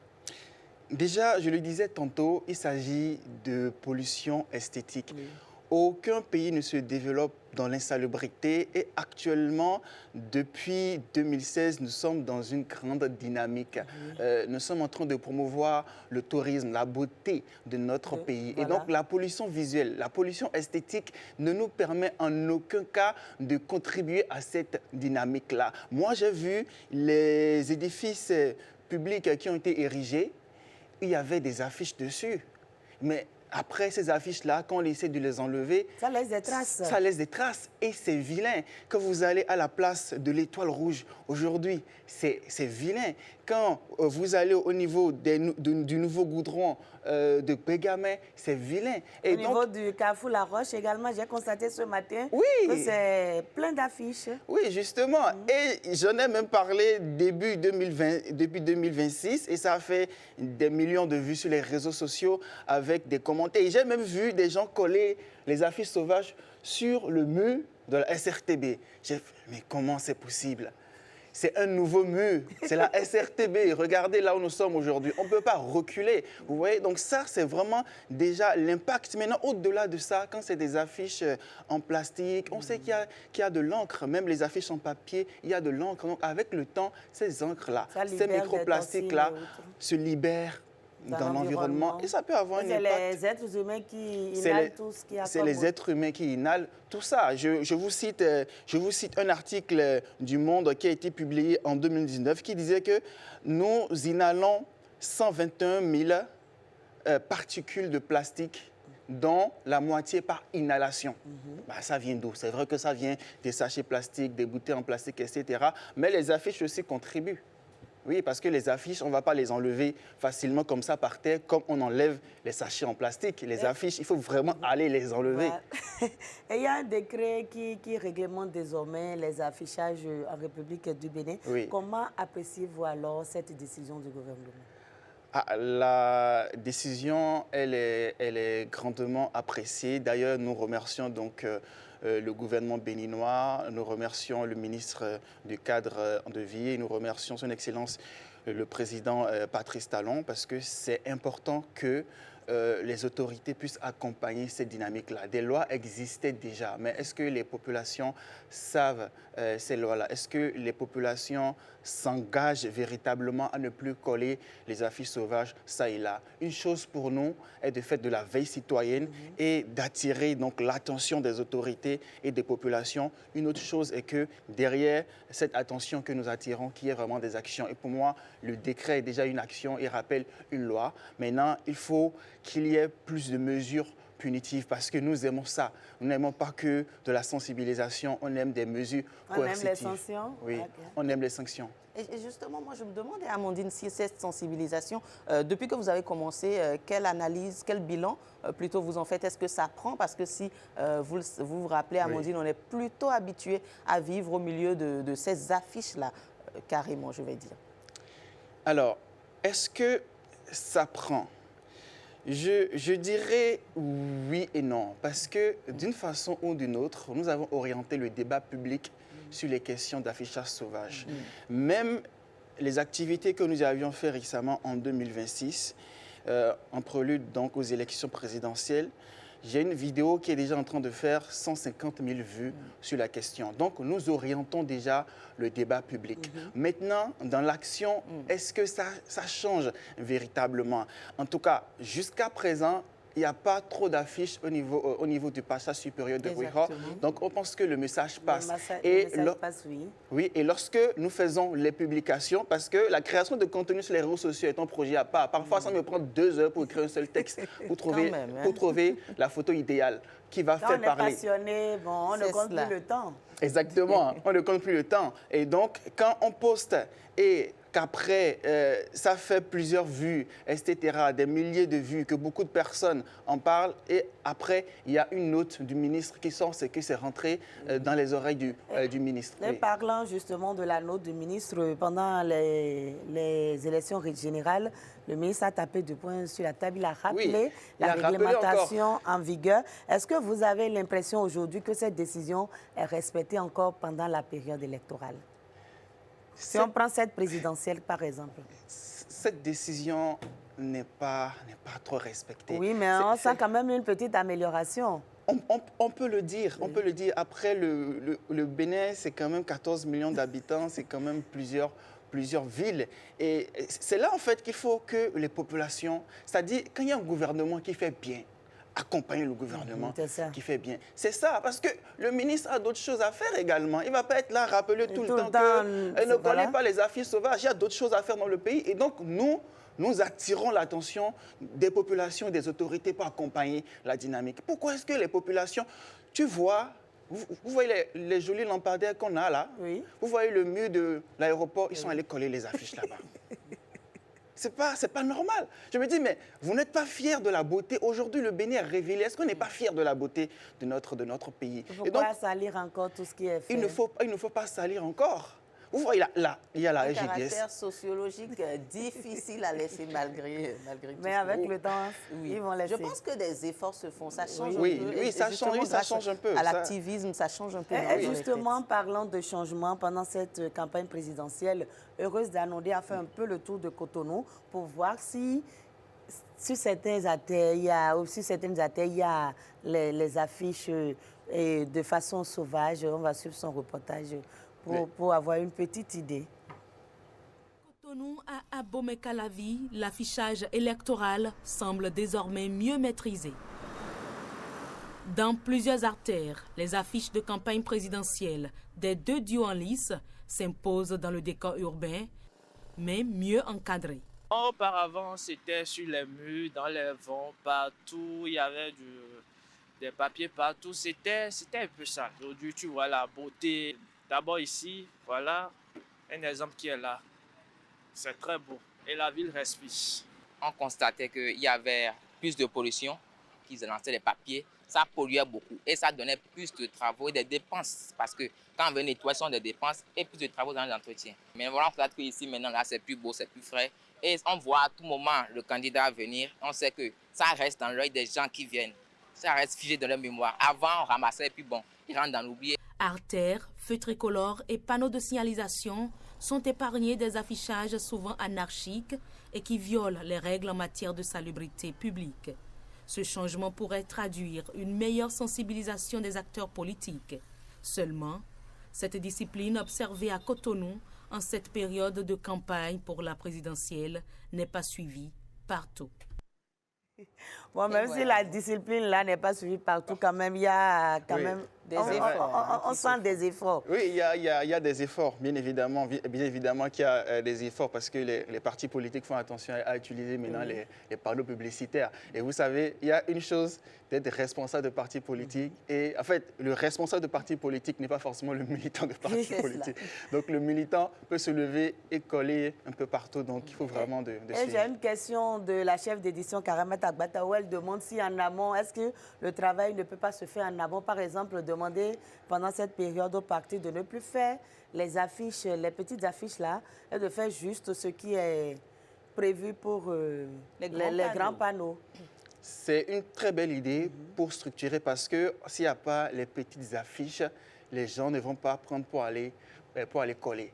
Maintenant, est-ce que, après, ne pensons pas forcément aux partis politiques, il y a aussi les entreprises, les ONG, les petites entreprises. Donc, comment est-ce que ces entreprises-là vont faire? Donc, pour les campagnes électorales, on peut privilégier juste les grandes affiches.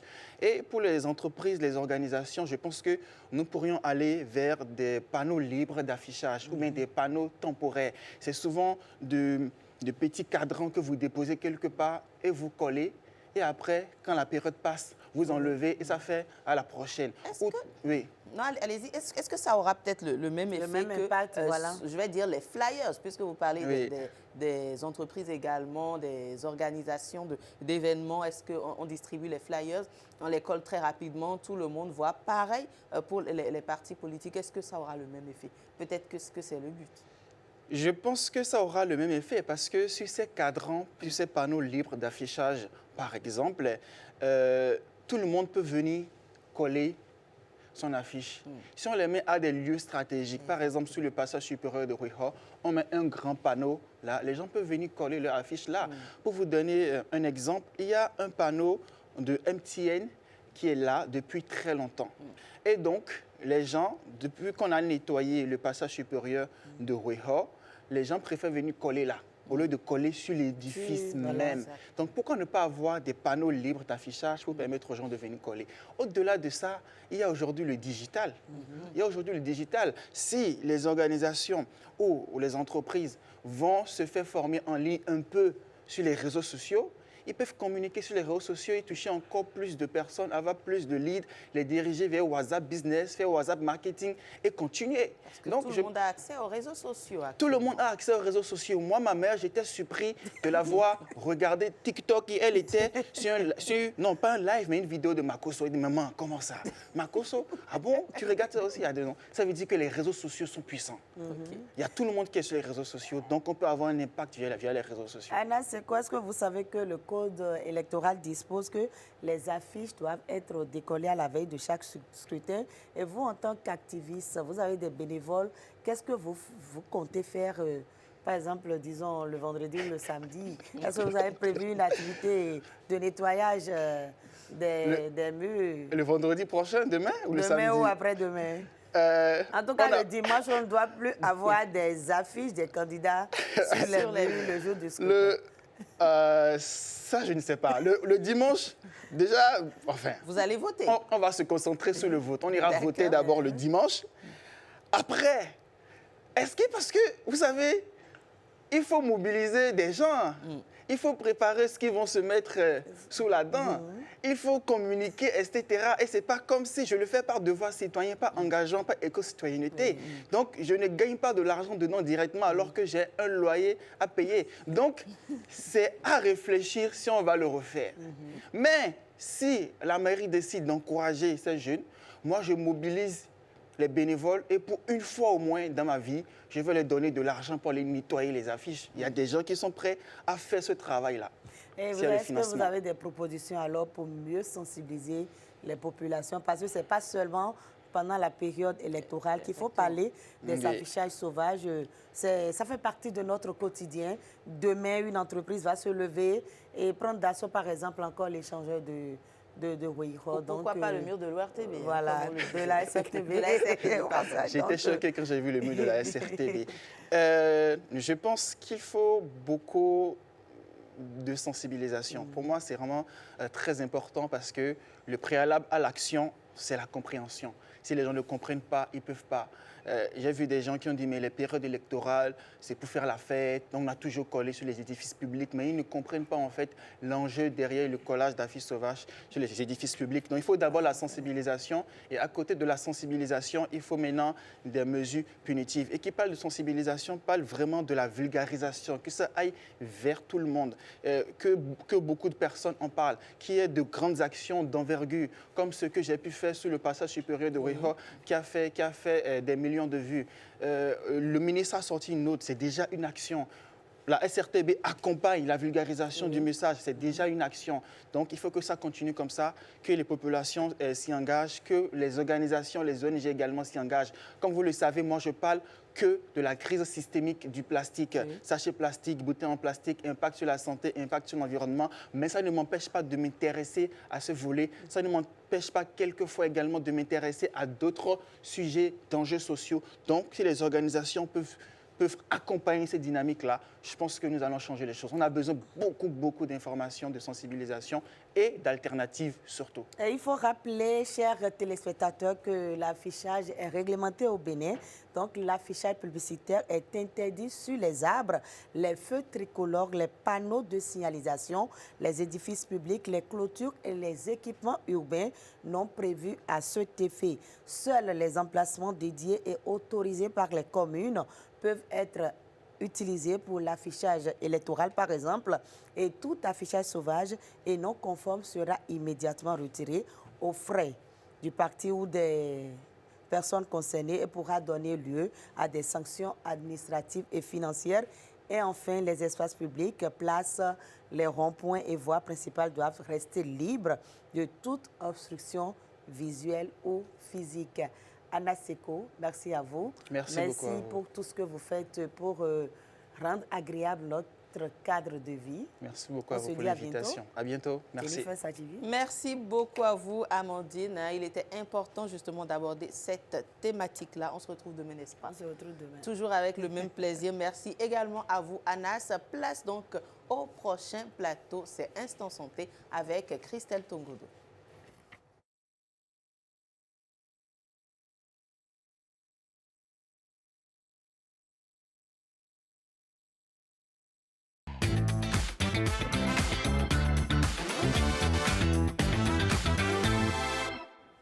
Je le disais donc, on comprend qu'on va parler d'un sujet relatif aux campagnes électorales. Christelle Tongodo, justement, aborde différentes thématiques liées à cette période depuis quelques jours déjà. Bonjour Christelle et bienvenue. Jennifer, bonjour. Comment allez-vous? Ça va bien et vous-même? Alors, j'ai bien raison, hein, on parle de campagne électorale. Absolument, on ne change pas de sujet, Jennifer.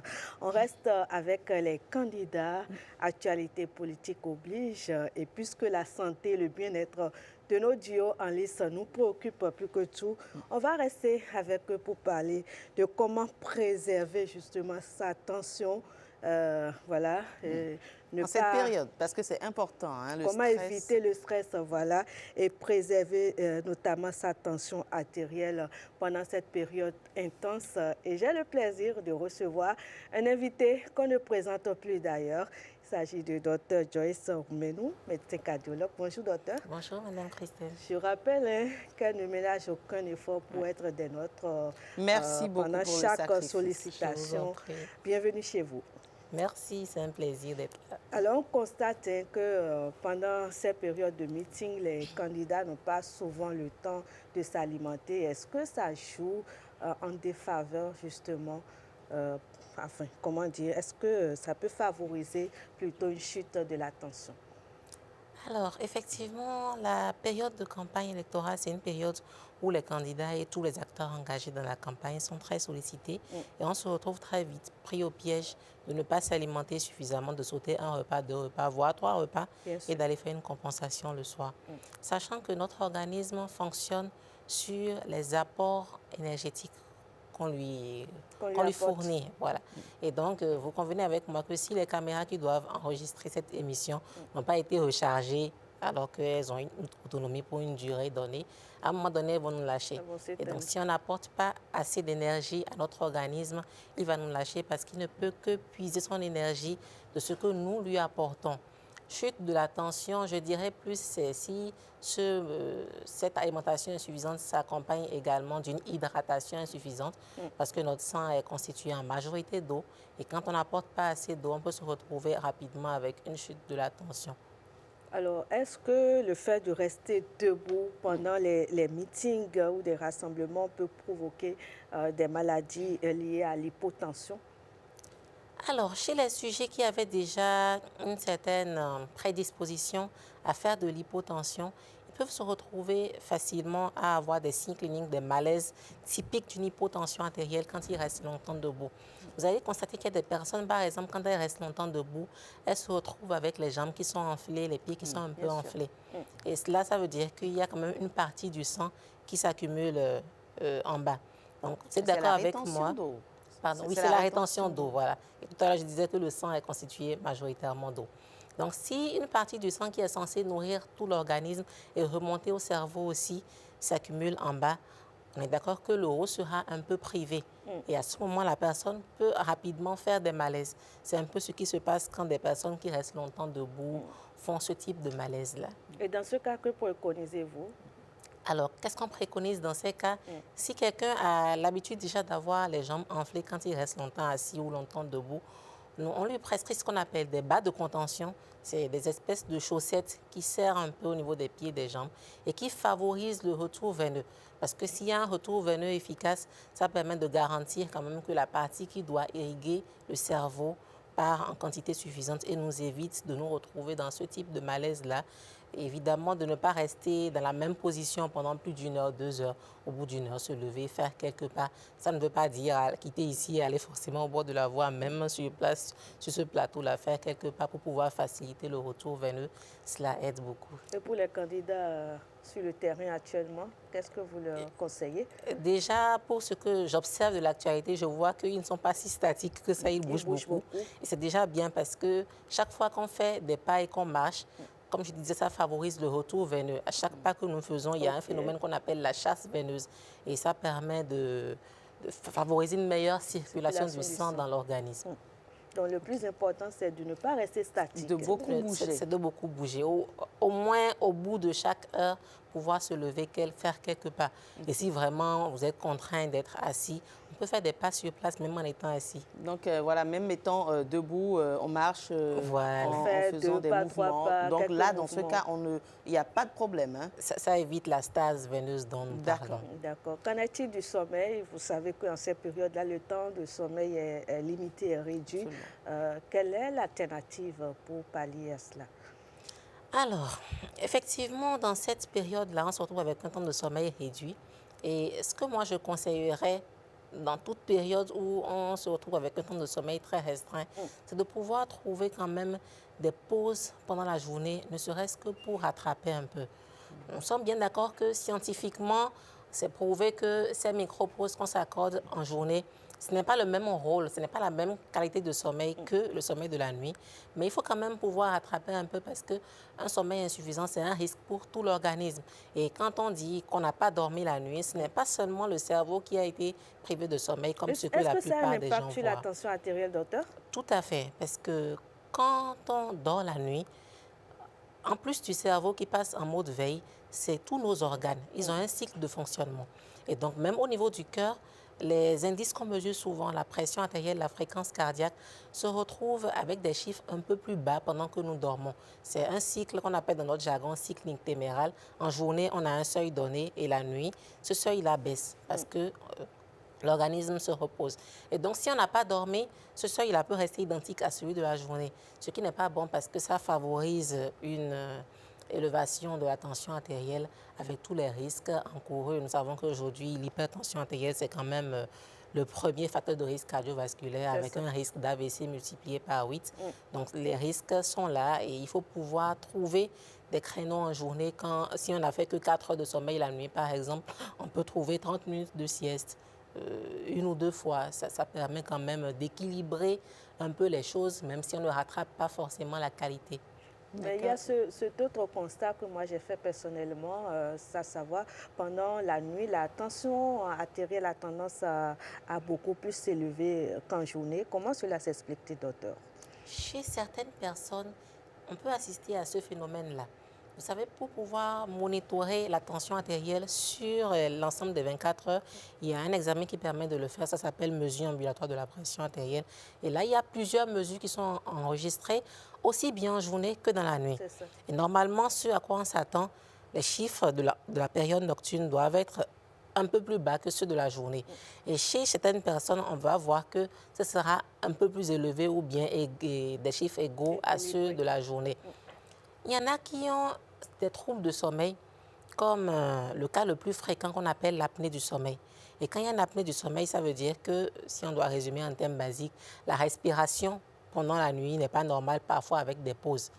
Et qui dit respiration pas normale avec des pauses dit qu'il y aura un impact aussi sur le fonctionnement du cœur, parce que dans l'organisme, tout est lié, surtout le cœur et le système respiratoire. On va assister à des élévations de la tension chez ces personnes-là, avec des risques sur la santé cardiovasculaire. Oui, justement, Christelle, moi, je vais donner cet exemple-là. Par exemple, lorsqu'on parle de campagne, cette fois-ci, c'est 2 semaines.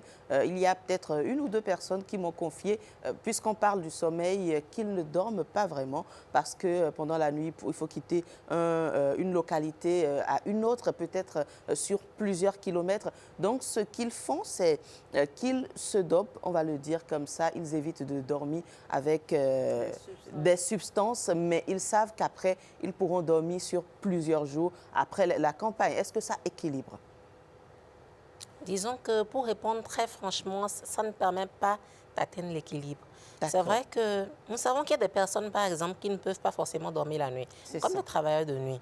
Et ces personnes-là, quand on se retrouve dans des circonstances où on donne des conseils généraux, dormir 6 à 8 heures par nuit, quand elles posent le problème, moi je leur dis simplement il faut trouver le temps de rattraper en journée et avec les conditions qu'il faut pour que l'organisme puisse trouver son équilibre. Maintenant, dès lors qu'on va apporter des substances dopantes, elles vont stimuler... Du café, par exemple, hein, du café et d'autres substances. Et on peut se retrouver facilement pris au piège de l'excès. Au lieu de prendre la dose de café qu'elles prennent habituellement, elles pourraient se retrouver à majorer cette dose de café-là. Et ça stimule non seulement l'ensemble du corps en leur apportant l'énergie qu'il veut, mais aussi le cœur.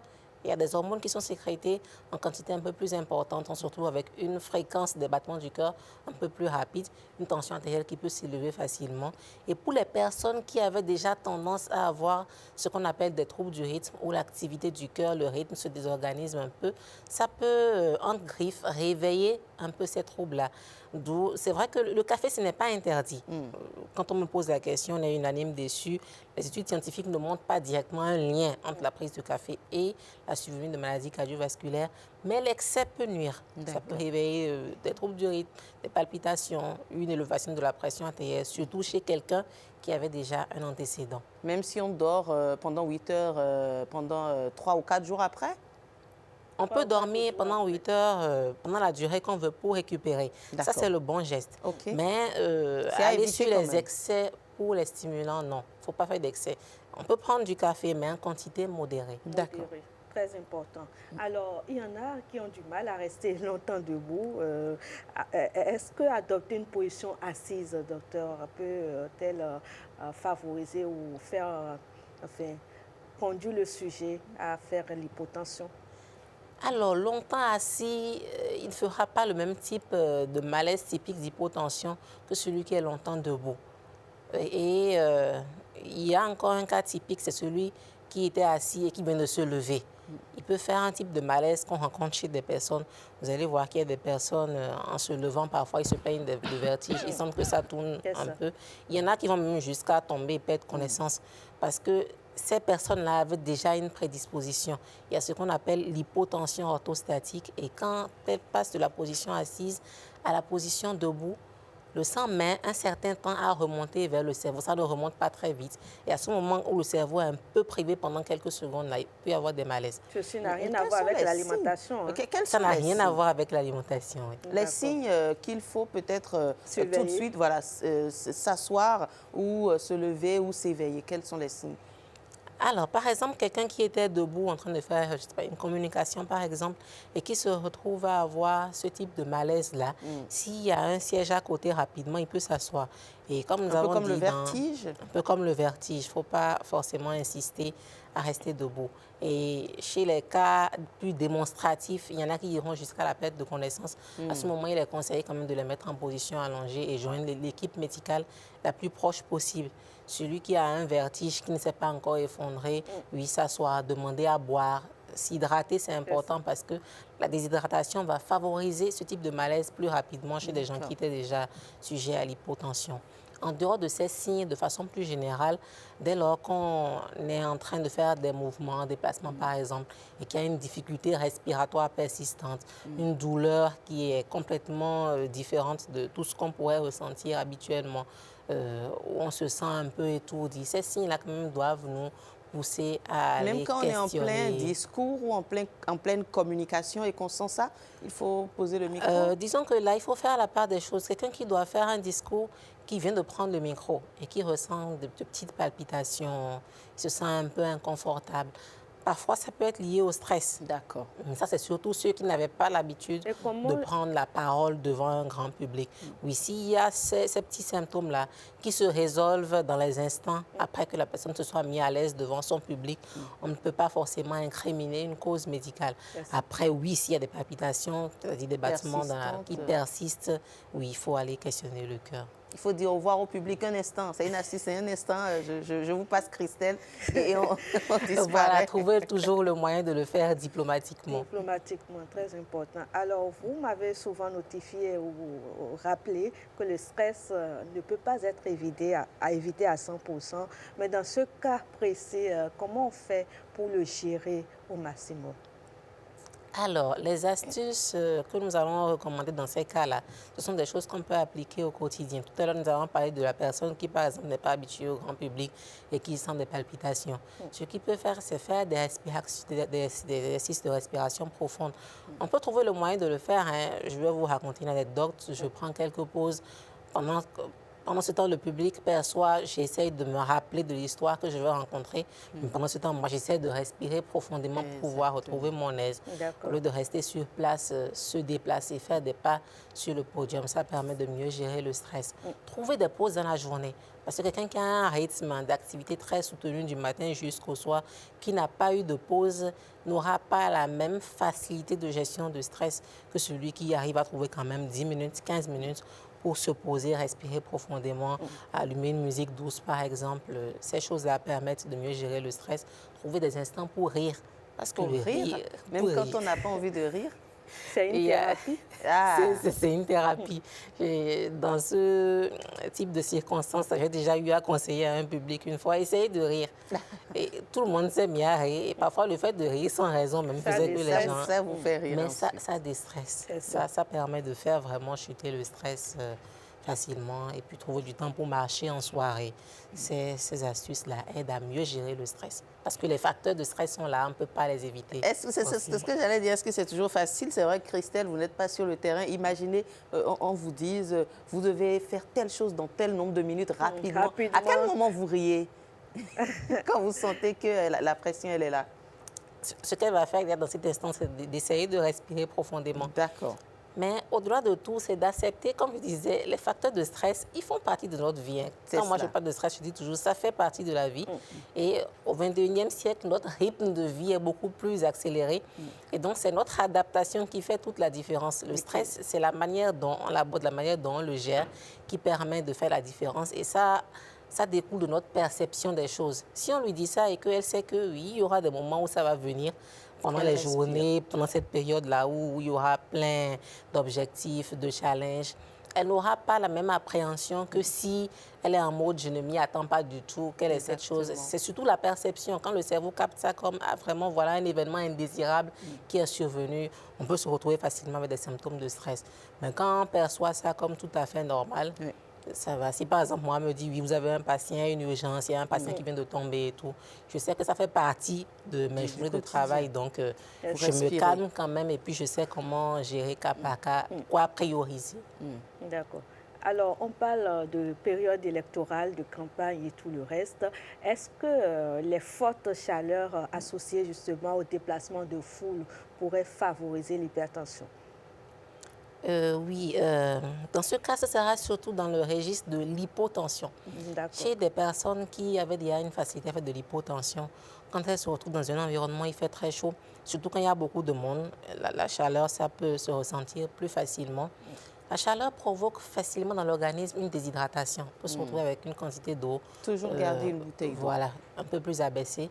Et donc, facilement, il y aura des malaises type hypotension parce que, rappelons-le encore, le sang, c'est en majorité constitué d'eau. Et si on perd une quantité d'eau, ce qui se passe dans la déshydratation, il pourrait y avoir de l'hypotension avec les malaises qui sont classiques de cela. Donc, quand on est prédisposé en dehors de l'eau, il faut peut-être garder un parapluie? Je ne sais pas. Un parapluie, c'est vrai que dans notre environnement, non, c'est pas que ce n'est pas recommandé. Des personnes qui ne sont pas habituées, par exemple, à ressentir certains rayons de soleil, oui, elles gardent facilement un parapluie.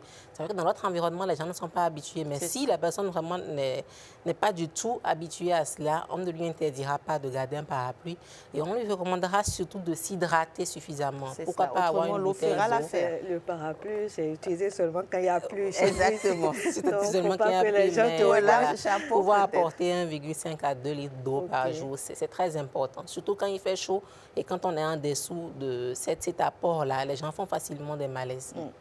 Merci beaucoup, Christelle. Je pense qu'on a fait le tour. Vous raccompagnez déjà? Non, je ne vous raccompagne pas. J'avais l'impression qu'on a fait le tour de la question. Une dernière question. Une dernière alors, parce que nous sommes pratiquement à la fin. Alors, comment on fait pour éviter des étourdissements dus à ces activités intenses pendant la période électorale, docteur? Alors, sous 2 volets. Étourdissement, dans le cadre de l'hypotension, c'est surtout bien s'hydrater. S'alimenter aussi suffisamment parce que s'il n'y a pas assez d'énergie apportée à l'organisme, on pourrait faire des malaises simplement parce que la glycémie a chuté, par exemple. L'autre volet, c'est quoi? Je dois beaucoup bouger, par exemple. C'est un rythme intense qui doit être appliqué à l'organisme. Il faut quand même une préparation. Donc, marcher régulièrement. C'est vrai qu'il doit y avoir une préparation qui a été faite en amont aussi parce que, comme les gens disent dans le dicton, la plus belle femme du monde ne peut donner que ce qu'elle a. Donc, le cœur ne peut fournir que ce dont il dispose comme performance. Il ne faut pas le solliciter au-delà de ses performances. Mais continuer d'appliquer les règles essentielles, bien s'hydrater, pas consommer trop de sel, parce que quand on se retrouve à avoir un rythme très soutenu, on achète facilement à manger et parfois on peut souffrir trop de sel, trop de sucre, trop de gras. Ce qu'il faut absolument éviter, quelqu'un qui avait déjà une hypertension artérielle et qui mange trop salé, trop gras, trop sucré, peut facilement faire des complications dans les semaines, les mois à venir. Des fruits et des légumes tous les jours, c'est important. Je ne dirais pas mieux pour conclure cet entretien, Jennifer. Tout est dit. Hein? On se retrouve demain. Demain, toujours avec le même plaisir. Le même plaisir. On ne change pas de thématique. On reste toujours dans la campagne. C'est évident parce que demain, peut-être, nous sommes les derniers jours, ça va certainement s'intensifier. Donc, vos conseils de santé sont toujours les bienvenus. Merci beaucoup à vous, Christelle, et merci également à vous, docteur Roumé. Nous, on va à présent marquer une courte pause et revenir installer notre prochain plateau.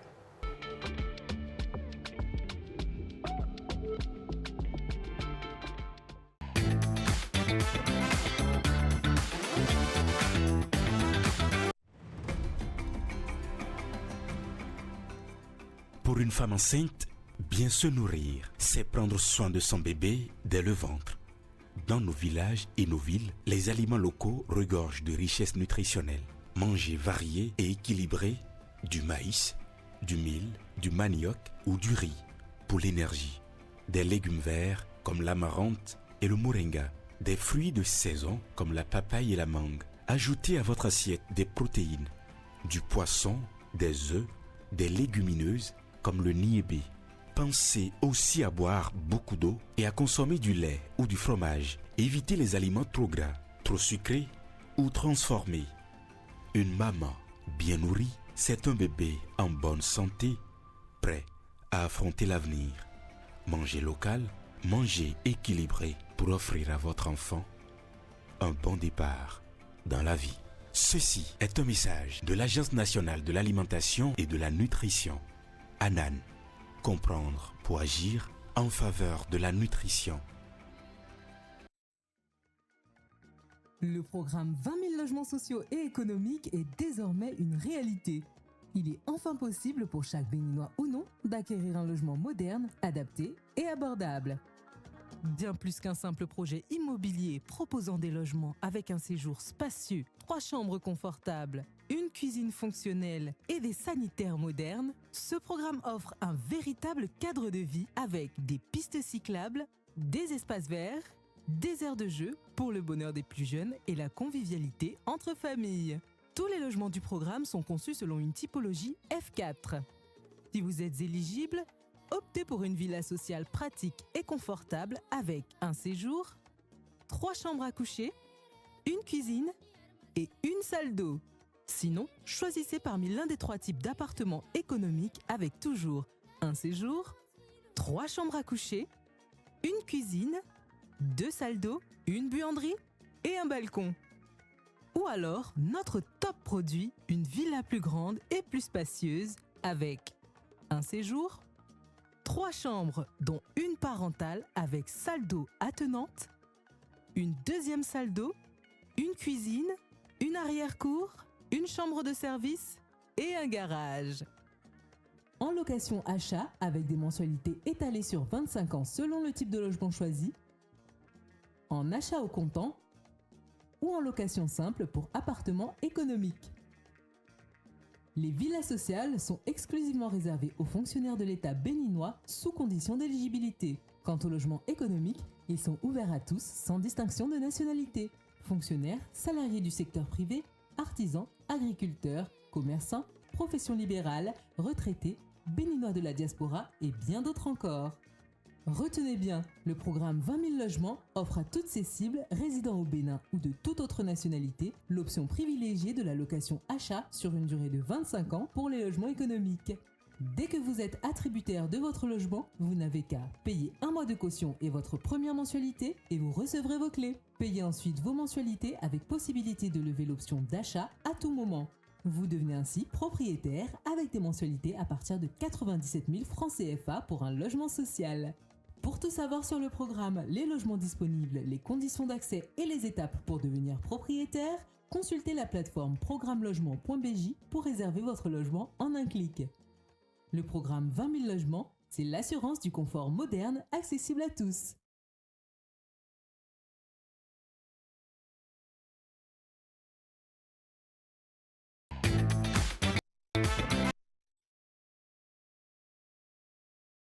Comme vous avez donc pu le constater, c'est l'heure de la rubrique éducation aux médias. Notre invité est déjà sur ce plateau et je vous l'annonçais à l'entame. On parle aujourd'hui d'intelligence artificielle. Nous avions démarré justement par le rôle et les actions clés avec chaque type d'intelligence artificielle.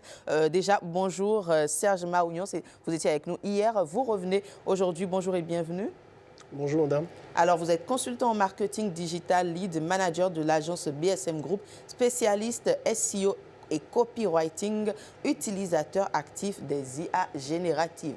IA générative qu'on a commencé un peu à explorer hier. Oui. Nous avions parlé de ChatGPT, Gemini et Claude. ChatGPT qui est l'assistant parfait, Gemini qui est le professionnel. L'IA virtuelle. L'IA, et puis il y a Claude également. Claude qui est professionnel. Qui est professionnel. Alors vous nous disiez justement hier qu'il y en avait d'autres types je pense. Oui, d'autres types d'IA générative aujourd'hui. Nous avons notamment Grok. Que j'avais commencé à aborder hier. Alors, Grok est particulier parce que c'est un outil qui a été développé par la société ISAI, qui appartient à Elon Musk. Et la particularité de Grok par rapport à toutes les autres IA qui existent aujourd'hui sur le marché, c'est qu'elle est complètement intégrée au réseau social qui précédemment tuteur. Voilà, donc Grok va beaucoup plus fonctionner comme un assistant professionnel pour aider à faire de la veille, par exemple, de la veille d'information. Et si par exemple, vous voyez, vous êtes en train de scroller sur IS et que vous voyez une publication, un tweet que vous ne comprenez pas vraiment, vous pouvez par exemple demander tout simplement à Grok de vous expliquer le contexte et Grok va aller chercher tout simplement toutes les publications IS qu'il y a et vous dire exactement le contexte de l'actualité, ce que cette actualité-là signifie, ainsi de suite. Et il y a aussi la possibilité également avec Grok aujourd'hui de pouvoir comprendre une thématique qui n'est pas forcément, que vous n'avez pas forcément, découvert en fait dans IS. Et Grok, la faculté que Grok a et les autres IA n'ont pas, c'est que c'est cette faculté-là à dire, je disais, je vais dire ça avec un peu de guillemets, à dire la vérité d'une manière ou d'une autre. Puisque vous nous disiez que l'intelligence artificielle peut avoir des illusions. Voilà, justement. Mais Grok va beaucoup plus se baser sur la réalité des faits. Et donc, par exemple, il y a eu une incidence dernièrement où Grok contredisait même les idées de Elon Musk. Contredisait les idées selon la position de Elon Musk qui soutient en fait Israël, par exemple. Grok va aller un peu contre cette position-là et tout. C'est la preuve que Grok est très peu biaisé, mais ça reste quand même en fait un outil qui peut avoir en fait des biais, surtout en fait sur les données sur lesquelles en fait elle a été entraînée. Donc franchement, c'est la facilité de Grok. Et aujourd'hui, en fait, c'est en train d'aller vers un outil là également multimodal, c'est-à-dire va générer du test, va générer des images et va également générer des vidéos. Donc, et pour finir, le dernier, IA. Je parlais également de Perplexity. Perplexity, c'est à peu près la même chose que Grok sans la fonctionnalité des réseaux sociaux. Donc Perplexity va être un assistant de recherche d'information où là, il y a presque la notion de biais disparaît presque avec Perplexity. Parce que Perplexity ne va pas générer du contenu, mais va se baser sur ce qui existe en ligne pour pouvoir générer du contenu. Je vais vous donner un exemple. Si vous êtes en train de chercher, par exemple, tout ce qui se dit dans la presse béninoise à propos d'un candidat aux élections présidentielles, par exemple, Perplexity a la capacité de vous générer tout ce qui est contenu. Voilà, vous résumez en fait tout ce qui se dit sur tel ou tel candidat à la présidentielle.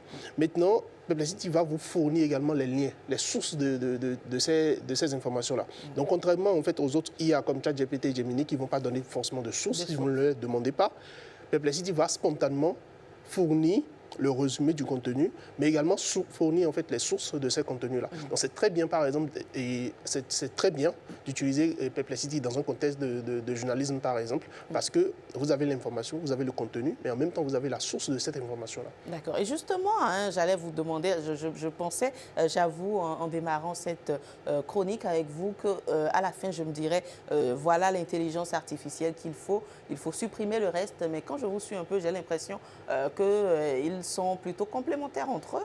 Oui. Est-ce qu'il faut tous les avoir? Non, pas tous les avoir, parce que ça coûte extrêmement cher, l'intelligence artificielle. Ça coûte extrêmement cher, les outils d'IA coûtent.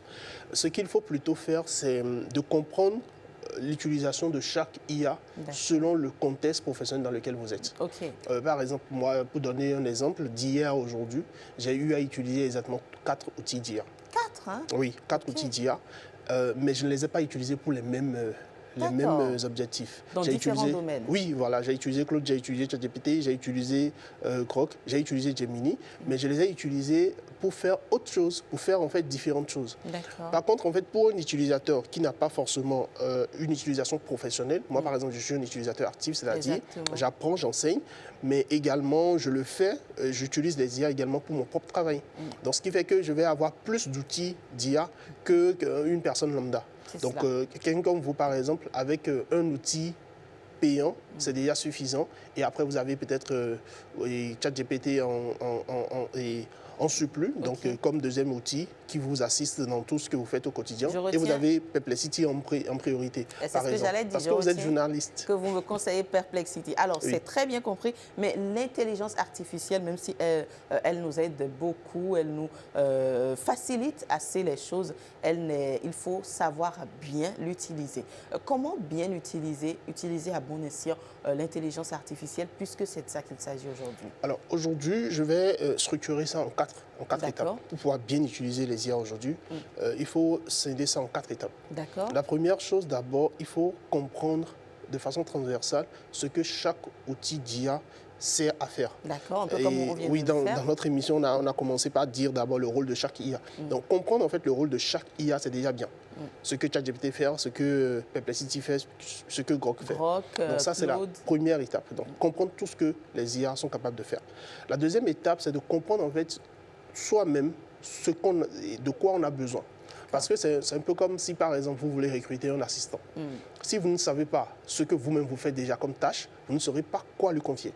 Donc, il faut être capable en fait, de définir clairement quel est son profil personnel, professionnel, et de quoi on a besoin pour aller vite. Parce que les outils d'IA sont là pour nous aider à aller vite dans notre travail. Exactement. Ce n'est pas là juste comme un gadget. Donc, je vais identifier un peu, en tant que personne, quels sont les besoins que j'ai, personnellement, professionnellement, qu'est-ce qui me prend de temps, qu'est-ce que je peux confier. J'ai un ami qui a l'habitude de dire que tout ce qui se fait avec une souris et un ordinateur peut être remplacé par l'IA. C'est ça. Et donc, je commence déjà par identifier dans mon quotidien, quelles sont les tâches que je fais qui reviennent le plus souvent, qui me prennent le plus de temps et que je peux confier à une IA. Et je fais cette liste-là. Et la troisième étape, c'est d'apprendre à bien configurer les outils d'IA. Ça, c'est hyper important parce que vous allez voir ChatGPT, vous allez voir certaines personnes en train d'utiliser ChatGPT, vous allez être impressionné. Vous allez vous dire, mais comment ces personnes-là arrivent à avoir d'aussi beaux résultats avec ChatGPT, alors que vous, décrié, hein? Voilà. Pourtant, vous n'arrivez même pas en fait à générer un bon mail sans corriger 3 fois après. Donc, il faut bien configurer les IA. Il y a beaucoup de fonctionnalités aujourd'hui dans les IA que beaucoup de personnes ne voient pas et ils vont utiliser en fait l'utilisation par défaut. Alors que l'utilisation par défaut des IA est adaptée pour la masse de gens, c'est-à-dire pour la moyenne des gens. Alors, on va prendre un exemple. Pour utiliser de façon professionnelle, il faut configurer. Et la 4e étape pour finir, je dirais, il faut savoir maintenant intégrer l'utilisation de l'IA dans son workflow. Je vais vous donner un exemple de quelque chose qui arrive souvent. Il y a des personnes aujourd'hui qui se disent qu'ils peuvent utiliser ChatGPT pour rédiger sur Facebook ou bien pour créer du contenu. Et ces personnes-là vont dire à ChatGPT, écris-moi un post pour tel sujet. Le post va venir, le post ne va pas du tout leur plaire. Ils vont passer du temps à corriger, à corriger, à corriger. Le temps qu'ils passent à corriger, à faire le prompt et tout ça, ça leur prend encore plus de temps qu'eux-mêmes, en fait, s'ils se publiaient directement. C'est cela. Oui, donc, dans ce genre de cas, c'est la problématique là, c'est qu'on n'arrive pas à intégrer l'IA dans son processus de travail. Mais et comment c'est ça intégrer justement de façon pratique? De façon pratique. Je vais vous donner un exemple. Je suis assistant d'une personne, par exemple, et mon objectif, c'est que chaque jour, je dois faire une publication sur les réseaux sociaux de cette personne. Et je dois envoyer un mail pour relancer tous les clients qui ont contacté la personne pour demander en fait une information. Donc ça veut dire que j'ai 2 choses que je fais au quotidien de façon tout le temps. Voilà. Et donc ces 2 choses-là, je vais prendre en fait la première chose, c'est-à-dire écrire des publications. Dans un premier temps, je vais adapter mon IA. Je vais choisir soit Claude, soit ChatGPT. Mais avant de commencer par écrire les posts, je dois aller chercher des publications qui ont déjà été faites. Je mets ça dans une base de données, dans un document tout simplement. Je fournis à l'IA comme base de connaissances et je lui demande, à partir de maintenant, tu es mon assistant, copywriter, et tu es préparé, tu es enseigné ou bien tu es formé pour rédiger des publications pour les réseaux sociaux, pour telle personne, dans tel contexte. Les publications doivent faire ceci, cela. Je lui donne des règles, je lui donne des contextes et je lui donne en fait son rôle. Et je lui fixe des limites. Et je lui dis sur quoi il doit se baser, c'est-à-dire des publications qui ont déjà été faites. Et donc, à partir de maintenant, chaque fois que je te fournis ceci ou cela, tu dois me rédiger un post qui doit respecter ce canevas-là. À quel moment on a cette discussion, je dirais, avec l'intelligence artificielle? C'est au début de la tâche. Au début de la tâche, pour ne pas en fait à le faire tout le temps. Et donc, je fais ça au début de la tâche. Si le premier résultat vient, et ça ne me correspond pas, je corrige le premier résultat, je lui renvoie et je lui dis qu'est-ce que j'ai pu corriger sur ça. Et je lui dis en fait comment il va l'adapter. Et ça veut dire que chaque jour, je viens dans cette conversation-là que je viens de créer et je dis en fait ce dont j'ai besoin et l'IA me fait tout simplement le travail. Et moi, je reçois le travail et je vais itérer en fait au quotidien parce qu'il y a des petites modifications que je peux avoir à le faire. Mais l'idée, c'est de pouvoir faire ces petites modifications jusqu'à ce que l'IA soit complètement parfaite pour écrire les tests sans que je n'ai en fait à passer encore plus de temps sur ce poste-là. Et donc ça, c'est une utilisation concrète, par exemple. Pareil pour les mails. Pour les mails également, il faut structurer, il faut dire qu'est-ce que tu lui envoies à chaque fois, qu'est-ce que lui doit te sortir à chaque fois. S'il te sort le résultat et ce n'est pas bon, je lui demande en fait d'améliorer ce résultat. Ne pas se fatiguer. Hein. Ne pas se fatiguer. Nous sommes complètement à la fin, le temps que notre chroniqueur de la revue de presse vienne pour qu'on puisse passer à cette rubrique. Vous parlez également de configurer l'intelligence artificielle. Comment procéder? Déjà, la première chose, c'est d'aller dans les paramètres de façon basique et de voir, il y a une partie dans tous les outils d'IA qu'on appelle mémoire. En tout cas, Claude et ChatGPT, qu'on appelle mémoire. C'est-à-dire chaque fois que vous discutez avec Claude ou bien avec ChatGPT, ils enregistrent les informations que vous leur fournissez. Et donc, cette mémoire, vous pouvez aller dedans, corriger votre nom, corriger votre numéro, corriger en fait des informations qui sont sur vous ou bien des informations sur votre travail que l'IA a peut-être mal enregistrées. Ça peut déjà vous permettre, par exemple, d'aller très rapidement. Vous pouvez également lui fixer des interdictions. Par exemple, les ChatGPT a tendance à utiliser certains mots qui sont bateaux, comme par exemple, dans un monde en pleine mutation, ce thème-là, vous pouvez lui interdire d'utiliser ça directement dans les paramètres. Vous pouvez lui interdire également d'utiliser, par exemple, les smileys. Vous allez voir que souvent, dans les réponses de ChatGPT, il y a les smileys qui viennent beaucoup. Et vous pouvez, par exemple, interdire à ChatGPT d'utiliser des smileys ou bien d'utiliser tout simplement des informations qui ne sont pas forcément pertinentes pour vous dans les résultats en fait, qu'il vous fournit. Merci. Et donc, ces interdictions-là font partie des paramétrages qu'on peut faire au niveau de Merci beaucoup, Serge Maouillon, d'être passé sur ce plateau. C'était un plaisir d'avoir toutes ces informations. On se retrouve demain pour l'autre côté, ce qu'il faut éviter justement. On vous raccompagne et on installe tout de suite la revue de presse.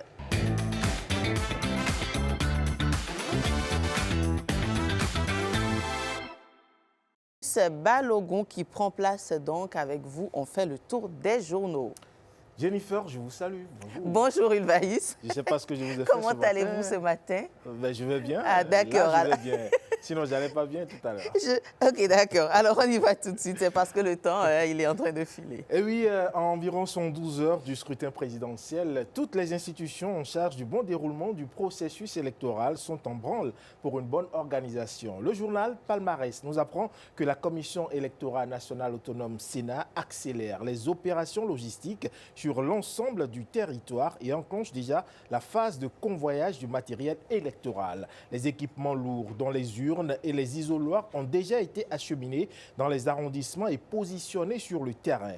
La Nouvelle Tribune, sur le même sujet, écrit que la Sénat a engagé la dernière phase du déploiement du matériel électoral. Il s'agit de la phase de colisage identifiée comme la plus délicate du processus électoral, lequel processus concerne le chargement et le transport du matériel vers les 77 communes du pays, mais pas que, parce que la Sénat indique avoir pris des mesures pour permettre aux Béninois résidant à l'étranger de participer également au vote. Ces agents auront pour mission de former les équipes locales avant la tenue du scrutin, avec pour objectif la mise en place complète du dispositif dès la veille du vote afin de garantir une organisation simultanée des opérations tant sur le territoire national qu'à l'étranger. Jack Pata de nous apprendre qu'il s'agit au total de 18 650 kits électoraux déployés pour garantir un scrutin présidentiel sécurisé. Et on reste avec Jack Pata qui évoque cette innovation de l'ANIP qui facilite l'identification des électeurs à travers la mise en place d'un dispositif exceptionnel d'ouverture continue de ces services. Ainsi, jusqu'au samedi 11 avril, les unités de l'ANIP sont ouvertes de 8h à 16h et le dimanche 12 avril, jour du scrutin, de 8h à 12h afin de permettre à chaque électeur d'obtenir les pièces nécessaires pour exercer son droit de vote. Palmarès revient pour nous dire que sur la régulation et la transparence du processus électoral, la Cour constitutionnelle se déploie aussi déjà pour un scrutin apaisé et transparent. Et on s'intéresse à présent, Ulvaïus, au duo de candidats en lice pour pour cette présidentielle, encore du soutien pour Wadagne. C'est l'événement précis qui évoque justement ce soutien de l'ancien président Nicéphore Dieudonné Soglo qui appelle à un vote massif pour le duo Wadagne-Talata. Pour l'ancien chef d'État, l'enjeu du scrutin du 12 avril réside dans la poursuite de l'œuvre de reconstruction nationale entamée depuis 2016 sous l'impulsion du président Patrice Talon. À l'en croire, le projet de société de ce duo offre une véritable chance pour la réconciliation nationale. Le matinal de renchérir, Soglo appelle à une mobilisation massive car il possède la vertu rare de l'architecture, de la précision et une maîtrise du réel indispensable pour transformer les espoirs des citoyens en résultats tangibles. Pendant ce temps, le dit candidat poursuit sa tournée en déchaînant les passions dans le département du Mono, selon le journal L'événement précis. Observation renchérie par le journal La Nouvelle Tribune qui a vu le candidat mettre en avant ses engagements pour le développement local. Et de son côté, Jack Pata nous dit qu'à clé en main, Paul Hunkpe mobilise et dévoile un atout crucial en faisant des annonces au profit des populations. Dans son intervention, le candidat de l'opposition a plaidé pour un accompagnement accru des producteurs de boissons locales. Il a abordé des questions économiques locales, notamment la valorisation des productions artisanales. L'événement précis parle d'une liesse populaire autour du candidat qui a annoncé sa volonté de soutenir l'industrialisation à travers l'installation d'unités de transformation agroalimentaire, notamment pour les jus d'orange, de tomates, afin de stimuler l'économie locale et de créer de l'emploi. Et c'est tout pour la revue de presse, mais également pour ce numéro de Bonjour le Bénin. Merci d'être resté avec nous tout au long des 120 minutes. On se retrouve demain. D'ici là, portez-vous bien. Ciao, ciao.